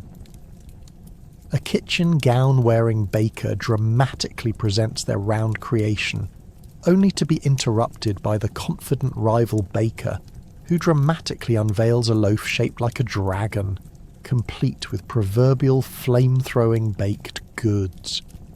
"Can your loaf do this?" they challenge, dramatically brandishing a caramel dragon tail, as though it will win over the audience's taste buds and their hearts in one smooth motion. Behind the sound and colours, there's also a bit of psychology in play. You see, bread had powerful symbolism in the medieval world, representing life, community, sustenance, and occasionally unintended dinner guests. In a time when you could be judged by the quality of your loaf, bakers also understood the weight of their craft. At these festivals, fraught with varying degrees of swoon-worthy pastry displays, it was much more than about winning. It was about communal identity. Remember that the next time you gulp down a hot dog at a modern baseball game, it's the same spirit, just with less drama. And let's not forget the interactive elements of these festivals. Pumped by yeast and potential, local villagers would partake in games like the infamous Roll the Loaf, where baker teams rolled their best bread creation toward a target while onlookers cheered. Of course, the bread seldom rolled straight due to its huge weight and the frequent barrel-rolling incidents that left the crowd gasping with laughter, or horror, as villagers tried to throw their loaves at a makeshift target, usually a poor muddled sack of pig feed. Spectators knew it was all in good fun, while secretly hoping they'd avoid being clamoured over by rogue breads coming in hot. Meanwhile, children scurried about cherry-picking misplaced rolls, surreptitiously snagging leftover crumbs from the annual Battle of the Bakers. Watching not just greedy hands, but also a community striving to connect through shared grainy loves and roasted nuts was the essence of joy in the air. You'd say it was breader than ever. As a frenzy continues, bakers blend creative flair with old traditions, shaping dough into intricate patterns, bottling fun goodness, and even adding a sprinkle of mystical charm. As the sun began to set, the festival would close with a blessing by the local priest, a final prayer that presumably thanked God for protecting the community from bread-related disasters, such as ruined loaves or unfortunate accidents involving runaway horses and half-baked pastries. When the festival finally winds down, exhausted bakers would pack up their leftover delights. With the camaraderie fest still thick in the air, they exchanged sourdough starters, recipes, and a few tips about how to avoid yeast explosions. All this while filling their stomachs with one last hunk of the day's glorious bounty. Indeed, these festivals left a mark on pages of history as a celebration of the humble loaf that has woven bonds and flour dust into the community fabric for generations. So, next time you tear into a piece of rustic bread, remember there was once a time when festivals of bread brought people together, and for a moment the world was equalized through laughter, yeast, and visions of delectable loaves that may have, or may not have, been shaped like dragons. Ever thought about branding? Medieval bakers were the original trendsetters, slapping signs on their huts like they were navigating a food truck craze. From whimsical symbols to overly elaborate signage that read more like a medieval art piece, let's explore how medieval bakers left their mark on the world, literally. In an age where the internet was not yet a twinkle in anyone's eye, these bakers had to get creative, relying heavily on images and symbols to attract customers amid the din of market chatter. Just picture it. A vibrant marketplace bustling with peasants, nobles, and an occasional rogue chicken crossing the street.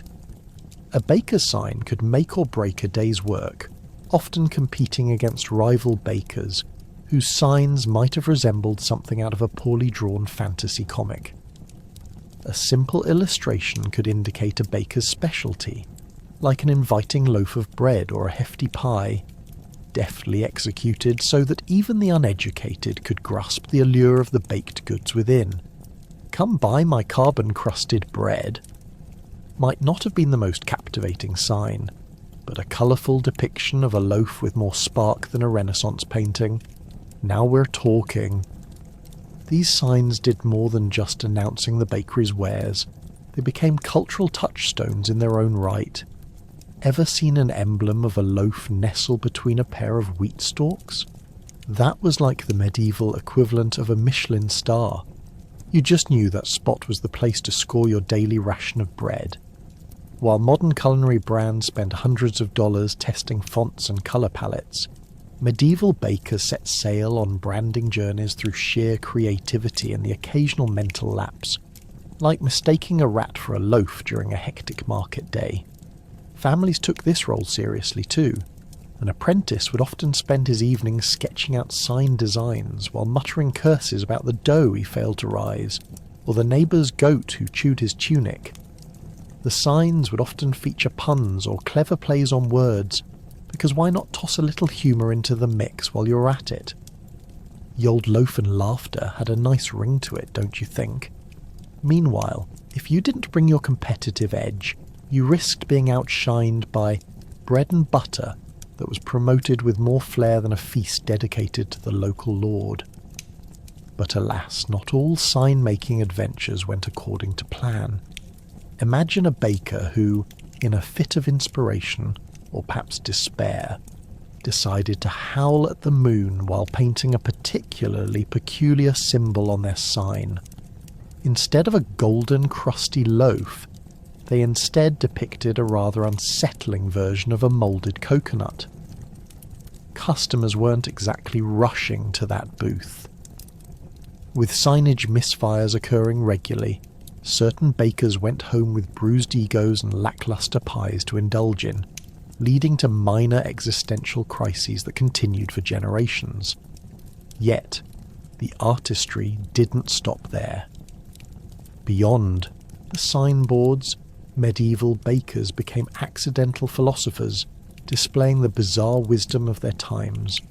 Who knew that a wheat sheaf could be accompanied by a slogan like, "Life's too short for stale bread"? Their signs often conveyed depth and simplicity. It wasn't just about selling bread. It was an existential calling to bake freshly and die fulfilled. All that spelt flour led to more than just rising loaves. It birthed a loaf-laden sense of mission. And speaking of philosophy, let's not forget the role of symbols in marketing. Specific colours represented premium breads like the golden hue of wheat suggesting high status, while browns indicated peasant fare that was fit for a feast only beholden to rumours. It was subtle but savvy psychology, although most bakers would probably prefer a heady ale after a long day of discerning proper colours over baking their dough. At the end of the day, branding for medieval bakers was an art form well ahead of its time. Whether it was through a simple image, a punny slogan, or a stunningly sculpted sign, bakers knew how to attract customers like bees to honey. They understood that their signboards were a public persona, an essential part of a lively, fascinating marketplace rich with characters and aromas, a testament to the resilience and creativity of bakers who rose above the competition. Quite literally, if one considers those glorious loaves. As we dream of the medieval bakery, let's raise a toast, or crust, to the forgotten geniuses of branding who baked their way into history and left a legacy that turned the loaf into art. It's not all pizzazz and pastries. Bakers wrestled with the gravity of expectations. They bore the burden of serving the community while often wrestling with the what-ifs and the dialogues of bread production gone awry. Join us as we delve into the deeper emotions, poetry, and heartfelt bread laments that echoed through time. Every morning, bakers rose before dawn, bleary-eyed and flour-dusted, their minds racing with thoughts more tangled than the dough they would soon be kneading. From the moment their feet hit the cold, uneven floor, it was as if a village's survival depended on them.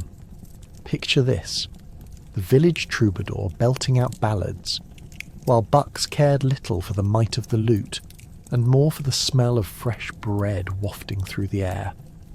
Yes, a baker's reputation was intricately linked to how well the dough leapt into its crusty final form.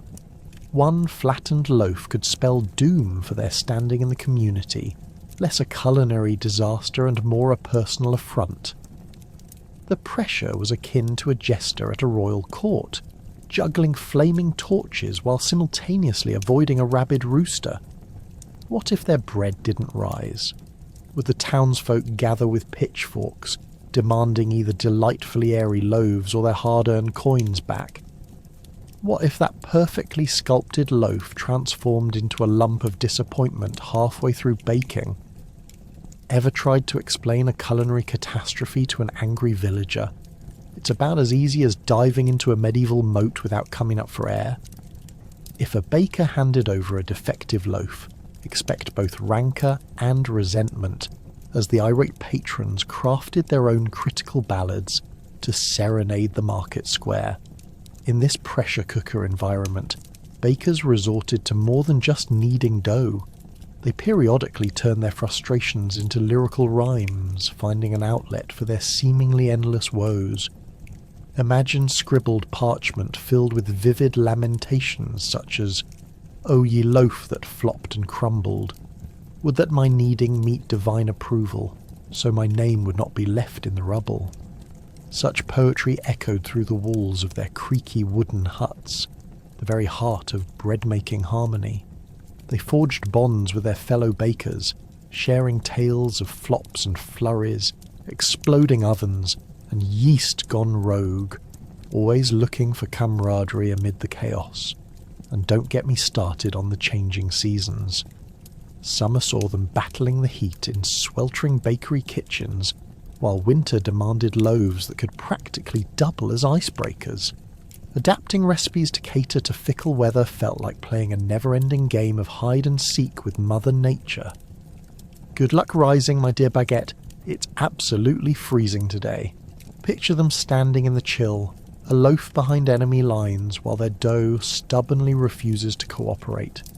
One can only imagine if survival against the weather involved elaborate rituals like sacrificing a few mouldy, old bread crusts to the great oven in the sky. As the seasons morphed, so too did the expectations. People clamoured for innovations, braids, shapes, themed loaves for village festivities, each marked with personal significance.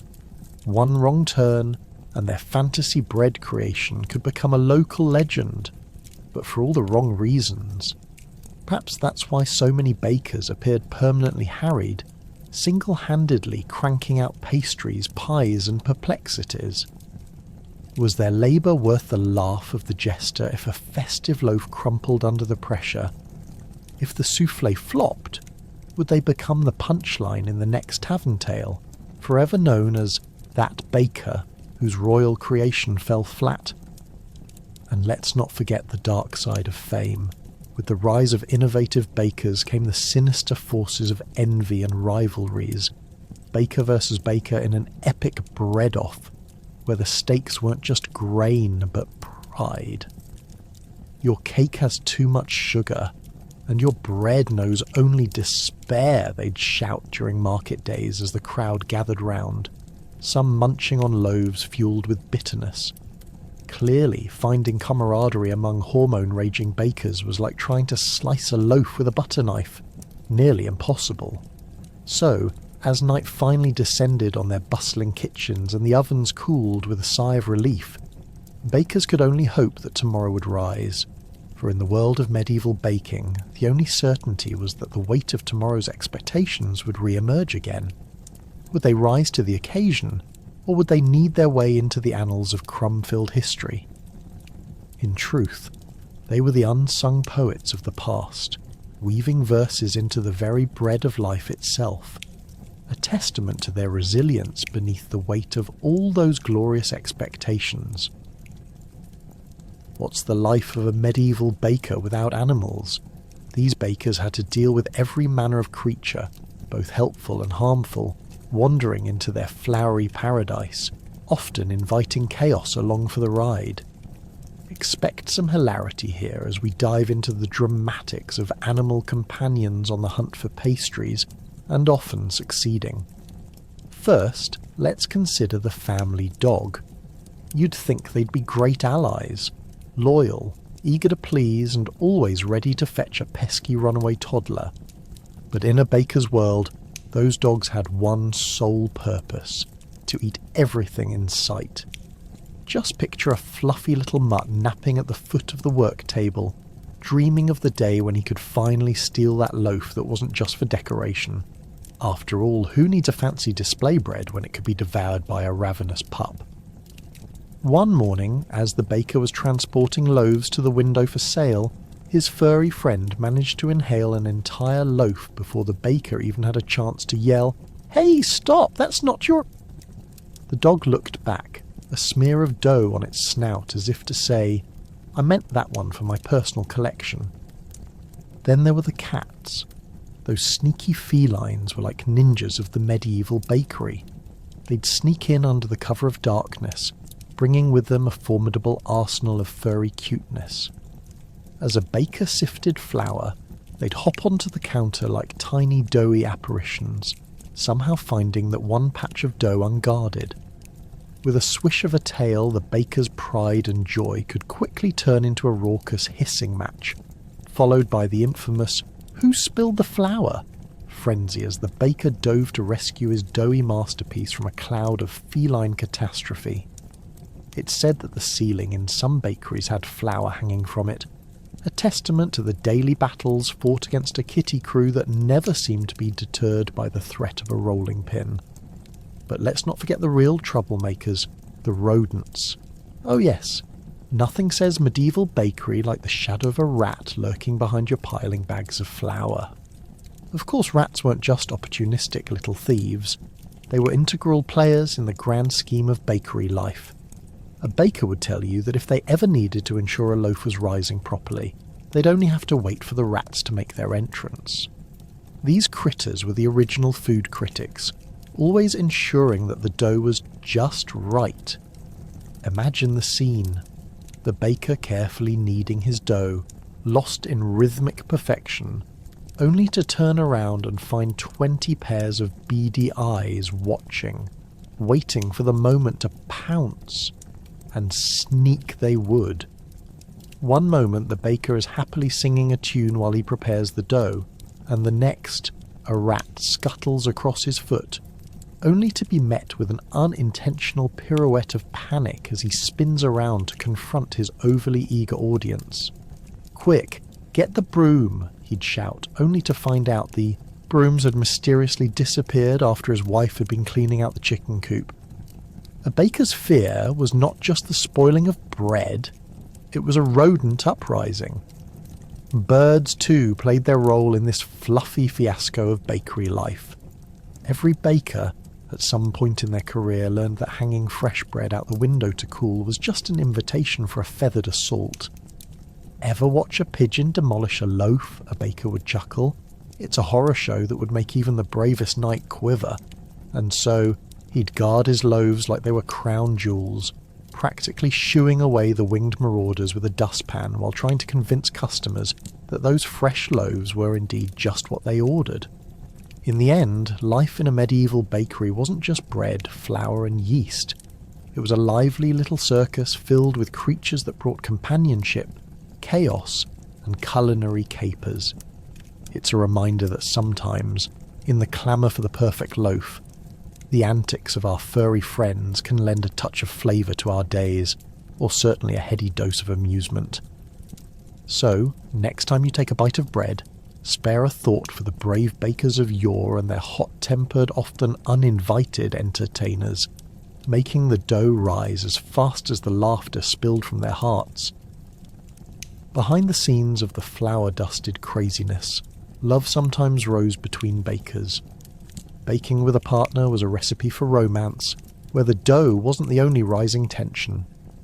Join us as we uncover sweet tales of love that baked up amid the chaos and churned amidst the laughter. Imagine this. You've been kneading dough for hours, your fingers sticky and flour dust swirling around like a culinary snowstorm, and then there's your partner across the table, mischievous glint in their eye. The air is thick with the scent of yeast, and suddenly an elbow nudges you just a bit too hard as you're attempting to roll out the dough. The next thing you know, you're both doubled over in laughter, covered in flour with that potent blend of sugar and attraction, simmering dangerously close to the surface. And let's not forget about the various baking mishaps that could serve as comedy gold for your burgeoning romance. like the time that one overzealous baker, let's call him Greg, tried to impress a fellow baker named Agnes with his signature loaf. He poured in more yeast than a science fair project gone wrong, resulting in a loaf that, not to put too fine a point on it, exploded like a yeast-fueled volcano.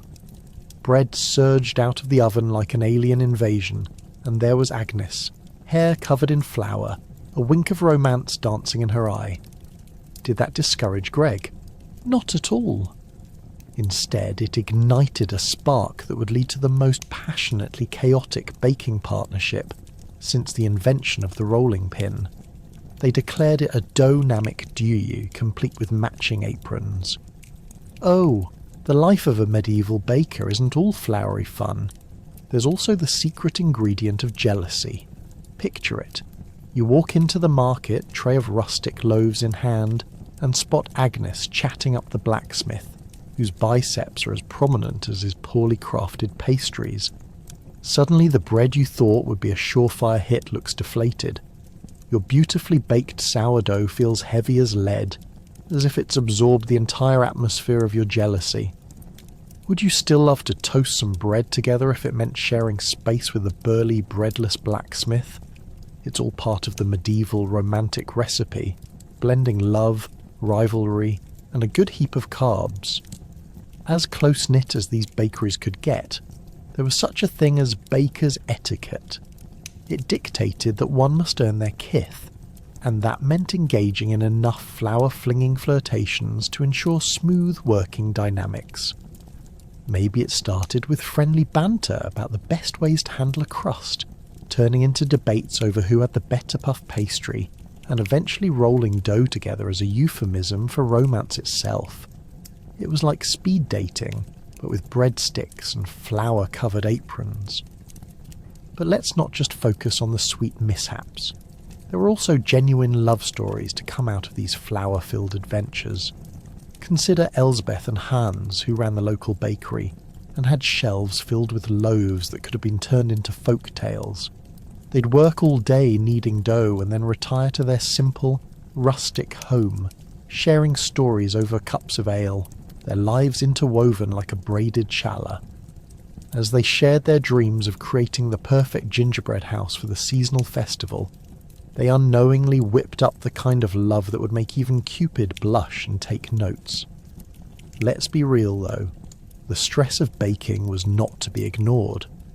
One misstep could ruin a batch of bread, and tempers could rise faster than a sourdough starter in a hot oven. But through every flour cloud and sticky situation, love prevailed.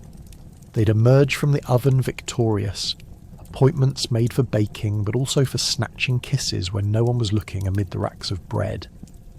In the end, love in a medieval bakery was a delicate balance of flour, fire, and finely managed feelings. It wasn't just about the bread rising, but also about the heart rising to new heights of laughter and camaraderie. So next time you enjoy a slice of bread, think of the love stories that might have bubbled around it, real tales that remind us that in the chaotic world of baking, amidst the slap of dough and the whiff of freshly baked bread, true love isn't just about finding a partner. It's about kneading life together and sharing a laugh over the occasional baking disaster. Long after the ovens cool down, the yeastiness of love continues to linger, much like the aroma of that infamous yeast explosion loaf. Before entering the oven, these loaves often needed a little blessing, sometimes a dash of wine, and maybe even a prayer or two. Join us in exploring the divine relationships bakers had to uphold, often leading to more conflicts than community support, but all part of the baking game in medieval times. You see, in a world where bread was as sacred as the last slice of pie at family dinner, bakers had to navigate through a maze of piety and public perception. Think of it as the original reality show, Extreme Baking, God Edition. Picture this, a bustling village square full of hungry souls, gossiping about their neighbours' questionable baking skills.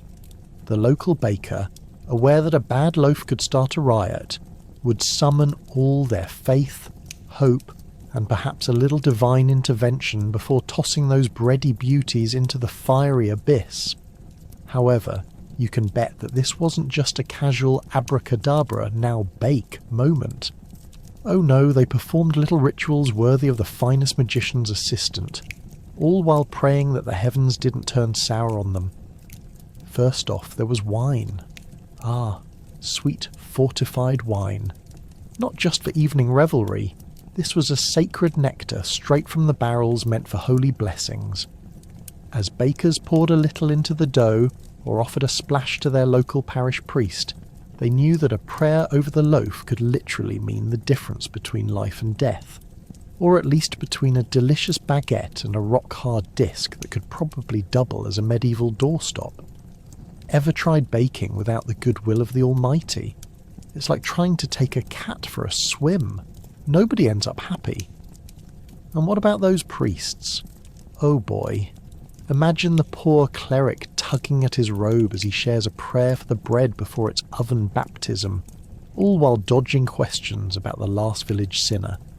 It was less sacred ceremony and more comedic juggling act with flour-covered fingers and a congregation that didn't believe in indoor voices. In that moment, the baker became part priest, like the most stressed-out wedding officiant ever. But blessings weren't the only part of this doughy drama. There were festivals too, gatherings that turned into colourful and sometimes chaotic spectacles. Picture villagers parading with giant loaves, tossing them in the air like oversized frisbees.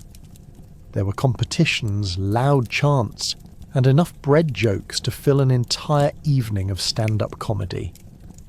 At the heart of it all, though, was the certainty that any loaf that didn't pass muster wasn't just a failure. It was an affront to the entire community. Imagine the baker sweating bullets, knowing that just this one loaf could spark not only laughter, but also an impromptu town meeting. This loaf is cursed, they'd declare, and suddenly everyone would be looking for a scapegoat, usually the baker's assistant, who inevitably found themselves in a kitchen confrontation that made wrestling matches look like a tea party. Even more hilariously, failure at a festival could attract far more attention than a successful loaf ever could. There you were, hands deep in dough, while your neighbour stood with their hands on their hips waiting for you to mess up, complete with a smug smile. You could hear the whispers, "That baker shall never rise again." Just a little touch of medieval humour, right? But within this chaos lay a heartwarming truth. Festivals were bonding experiences, where bakers, townsfolk and hungry onlookers came together to share not just bread, but stories, laughter, and the occasional round of gossip after bumping elbows at the wine barrels. Despite the humour and ridiculousness, these interactions created a sense of community, a place where everyone could poke fun and enjoy each other's company, until the next bread catastrophe raised its crusty head. In the end, baking wasn't just about the ingredients or even the heat of the oven. It was a celebration of faith, friends, and sometimes feuds. The medieval bakers wove complex tapestries of social interaction through their rituals, all to ensure each loaf brought forth not just nourishment but joy. So raise a toast, or a tankard of that wine, to these bakers of old, whose hearts and hopes leavened every loaf, reminding us that every meal doesn't just nourish the body, it feeds the spirit too. Loaves weren't just sat on the table, they were potential trading cards, currency in a world where finances were as flaky as the bread. Let's throw open the bakery doors and examine the fascinating economic world where bread flowed freely, serving as currency and comforting sustenance at the same time. In medieval society, bread was the cornerstone of existence, with its value stretching beyond the mere act of eating. Picture the market square. It's bustling with lively chatter, swarms of people jostling for goods, and the tantalising smells of baked goods wafting through the air. But here's the kicker. In this world, a crusty loaf could possess more weight than a gold coin, and offer far greater sustenance on a cold winter's night. Now, before we indulge a little too deeply in doughy fantasy, let's delve into the sticky, sometimes rancid economics at play. Imagine a village where the local baker holds an esteemed position. After all, who wouldn't want the man or woman responsible for keeping everyone fed on their good graces? A baker's reputation was as valuable as the bread they made. If the villagers thought a baker was skimping on ingredients or producing subpar loaves, they might retaliate by trading less bread, or worse, spreading the word. Bad reviews flew faster than you could say, "Watch out for the rat in the pottage." In the interest of survival, bakers would often barter, exchanging their wares for goods and services. The modern, "I'll trade you this sourdough for your goat" may sound absurd, but in medieval markets, this was par for the course. Therefore, when a baker delivered bread to the local lord, you could bet it came with an unspoken understanding that their loyalty was worth more than a slice of common loaf. They bargained as skillfully as a knight brandishing a sword. Success ensured a steady stream of customers, while a bad trade could spell disaster faster than you can knead dough. Ever wondered how much a loaf might cost? Well, sensible people didn't just walk up, shrug and plop some coins down with a rush of good faith. Instead, prices fluctuated based on everything from the season to flour availability, and even weather patterns, like an early rain ruining crops or a mean-spirited hag cursing your grain supply. One day, you could get a loaf for just a few pence, and the next day, it could cost you an entire chicken because, spoiler alert, crop failures were a complete bread and breakfast horror show. The market also revealed the slightly absurd reality of medieval classifications. You might see signposts labelling loaves with names akin to modern-day food trucks, like Fleecy White for the nobles, and Pig Hay Porridge Loaf, not to be confused with the cheesy mozzarella sticks for the peasants. Being poor didn't mean you had to consume less bread. It promised that any offered loaf would be mixed with whatever grain could be scavenged, a veritable buffet of surprise, ingredients that may or may not include some farmers' less than fresh findings. But the relationship between bread and commerce didn't stop at the village level. Enter the travelling merchant, a flamboyant character with a flair for the dramatic and a knack for haggling that made your heart race. With each town they visited, merchants would set out to trade their goods, often carrying elaborate stories of the various loaves available in distant lands. Rumour had it the bread from across the sea was made with ingredients blessed by eccentric fairy folk, though it was probably something far less magical, like algae and stale seaweed. And if you thought currency was limited to flour and water, think again. Enter bread tokens, the medieval equivalent of modern-day gift cards. Kingdoms minted these tokens as official currency, perfectly shaped for trading. They sparkled and twinkled, while looking more like doodles than dough. Imagine pulling out a wooden token emblazoned with a floral design and saying, "A dozen eggs, please." It was like holding an IKEA assembly instruction manual, but with dinner on the line. By the end of the day, the bakery was a theatre of outrageous transactions, blending humour with sheer absurdity. A loaf was not merely sustenance, it was emblematic of the lively commerce and community spirit. So, as we munch on our artisanal bread crafted with overpriced flour and fancy seeds today, let's not forget the humble roots of our beloved loaves. From currency to cuisine, bread has always shaped society in ways as varied as the ingredients themselves. Now, just try not to think about what our medieval counterparts would say if they heard we were trying to go gluten-free. They'd probably roll in their graves laughing. As the fire dies and flour settles, let's reclaim a moment of calm in the life of a baker. The day's grinding hours come to an end, where the thrill of baking dwindles down, and all that remains are thoughts of loaves rising and the community they serve. Join us for a closure of humorous contemplation before the bakers prepare for another early morning. Imagine the scene: a baking hut, its creaky rafters sagging under the weight of half-baked dreams, and the lingering aroma of yesterday's bread, a fragrance that's more haunting than a ghost story told around the hearth. In the cooling twilight, the baker leans heavily on the counter, hands dusted with flour, a face streaked with what could be called sweat, or perhaps just the remains of baker's glory. There's something poetic about this moment. It's the time when one ends the daily toil of transforming humble grains into life-sustaining goods. Arguably the most noble profession of them all, right up there with heroic rat-catching and daring ale brewing. You could feel the collective sigh of relief from the loaves as they rest, no longer under the unrelenting heat of the oven or the relentless gaze of the baker. As the flames flicker and die, the baker reviews the day like a proud entertainer surveying a crowd after a standing ovation. And what a show it was, they ponder. Did the new recipe for sourdough turn into something resembling a brick or a loaf? Was Aunt Gertrude's wedding cake meant to look like a masterpiece or a modern art project?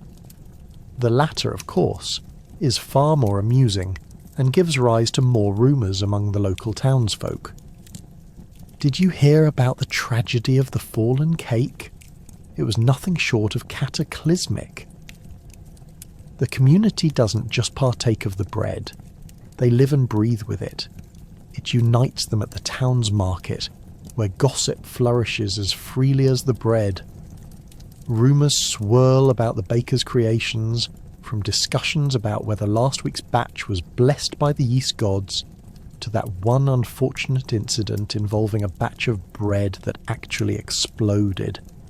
Not a bakery bust-up, but a complete yeast rebellion. Imagine dodging doughy cannonballs whilst trying to pound the new loaves into submission. And if you think this end-of-day ritual is serene, think again.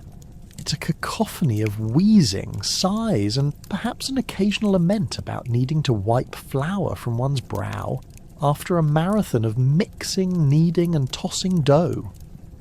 One can't help but admire the resilience of these bakers as they deftly manoeuvre through the chaos, cackling over the latest mix-up. Today's special, a surprise loaf, surprised us more than it surprised the customers. If laughter were flour, they'd surely be baking mountains of it. As the sun fades completely, our baker exchanges heartfelt banter with a few passerby townsfolk, sharing stories of dough mishaps and the occasional wash of embarrassment at their culinary misadventures. Did I tell you about the time I tried a flame-kissed pie crust? More like a pie disaster. The only thing crispy were my dreams.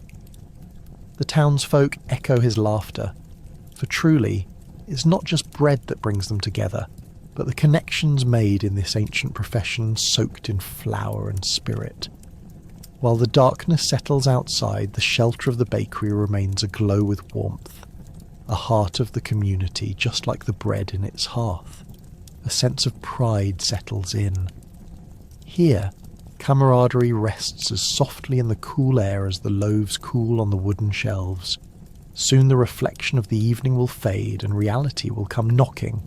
Early morning rises, eager customers, and flaps of dough demanding attention. So, as the last embers of the oven cool and the baker finally hangs up his apron, he offers a humble toast to tomorrow.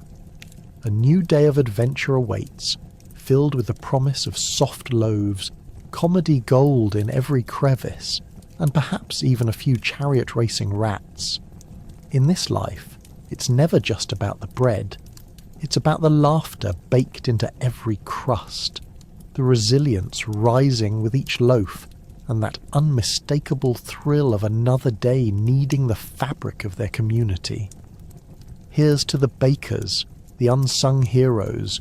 May their ovens always run warm, and may their stories rise like perfectly crafted sourdough. And finally, we unravel the lives of those legendary bakers. Who were they? How did they achieve their greatness in a world not built on likes and follows, but rather on flour and fire? These tales are almost too absurd to believe, but rooted in truths that continue to inspire bakers long after their ovens have cooled. Picture this, our first hero, the notorious Master Glutenius, a man whose loaves soared higher than the average peasant's expectations and much higher than his own head, given that he was only 5'2". Master Glutenius's baked goods were so glorious that they were whispered about in taverns and talked about at church, so much so that the local noble decided to host a festival in his honour. But here's the catch. During the grand feast, a rival baker attempted to sabotage him by sneaking in a batch of mouldy bread, which, as it turns out, made quite the comical scene when half the village erupted in laughter mid-bite. The story goes that as Master Glutenius was about to slice into the grandest loaf of his career, the rival's bread took on a life of its own, launching itself across the table like a rogue cannonball. Breaded chaos ensued, and while the townsfolk rolled with laughter, Master Glutenius seized the moment, using the commotion to unveil his grand creation. A loaf so lavishly adorned with herbs and spices that it distracted everyone from the unfortunate mouldy disaster. He called it the croissant of redemption, and it's said to have tasted like a glorious hug wrapped in butter. From that day on, whenever the townsfolk faced adversity, they would raise a freshly baked croissant in homage to Master Glutenius and his heroic and hilarious victory over the rival baker. But wait, there's more! Let's talk about the infamous Lady Baguette of Bakersborough. She was a revolutionary who believed in the power of a perfectly baked baguette. Legend has it that Lady Baguette, frustrated with the stale bread that plagued her town, organised the very first bread-off, a competition so fierce that it brought bakers from villages and realms beyond just to witness and taste. With a crowd cheering louder than a rabid goose, she guided her fellow bakers through kneading like an epic orchestra. Yet, in her baking frenzy, she accidentally tossed in a handful of lavender instead of the planned salt. Still not quite sure how that happened. However, as it turned out, that error became the stuff of Renaissance. The unexpected flavour was an aromatic delight, sending tongues wagging across kingdoms. It was dubbed the Lavender Loaf, and suddenly, bakers everywhere took it upon themselves to spice things up in the royal kitchens. Lady Baguette not only turned her unfortunate accident into a taste sensation, but also raised the bar for future bakers who felt inspired to experiment. She became the poster child for culinary innovation, paving the way for bakers to embrace their mishaps as opportunities. What if we sprinkle in some rose petals? Became the new battle cry in kitchens across the land. Then there's the tale of the brilliant baker Barnabas, often regarded as the father of the cobbler. His secret, a whimsical obsession with the balance of crust and filling, like a medieval pastry superhero. Barnabas lived in a realm where fruit was scarce, so he began crafting fillings from foraged items, dandelions, mushrooms, and wild herbs. At the annual fruit feast, paid in jest instead of literal fruit, Barnabas brought forth his creations. Just imagine the horror and curiosity of biting into a well-baked pie, only to discover which mysterious filling awaited you. Was it blueberry, or perhaps the dread onion surprise? During one fateful feast, Barnabas's pie sparked a flurry of speculation and laughter throughout the evening. People took turns sampling his pastries, unsure if they were adventuring through a savoury realm or re-entering the land of fairy tales. Barnabas's eccentricity didn't just steal the show, he became the talk of the town, redefining what filling could mean. Soon, bakers were experimenting with strange combinations no one ever dreamed of, turning the market into a culinary carnival. These tales of ambience blend flour, fire, and fervour, a testament to the way bakers turned ordinary ingredients into legends. So, the next time you bite into a piece of bread, think of Master Glutenius, Lady Baguette, and Baker Barnabas. Let their spirits rise with your own, perhaps inspiring you to toss in a pinch of lavender or bake a pie that may, or may not, contain dandelions. Because in the whimsical world of baking, where the absurd is often divine, everything is possible, and no loaf, be it crooked or comically magnificent, is without its story.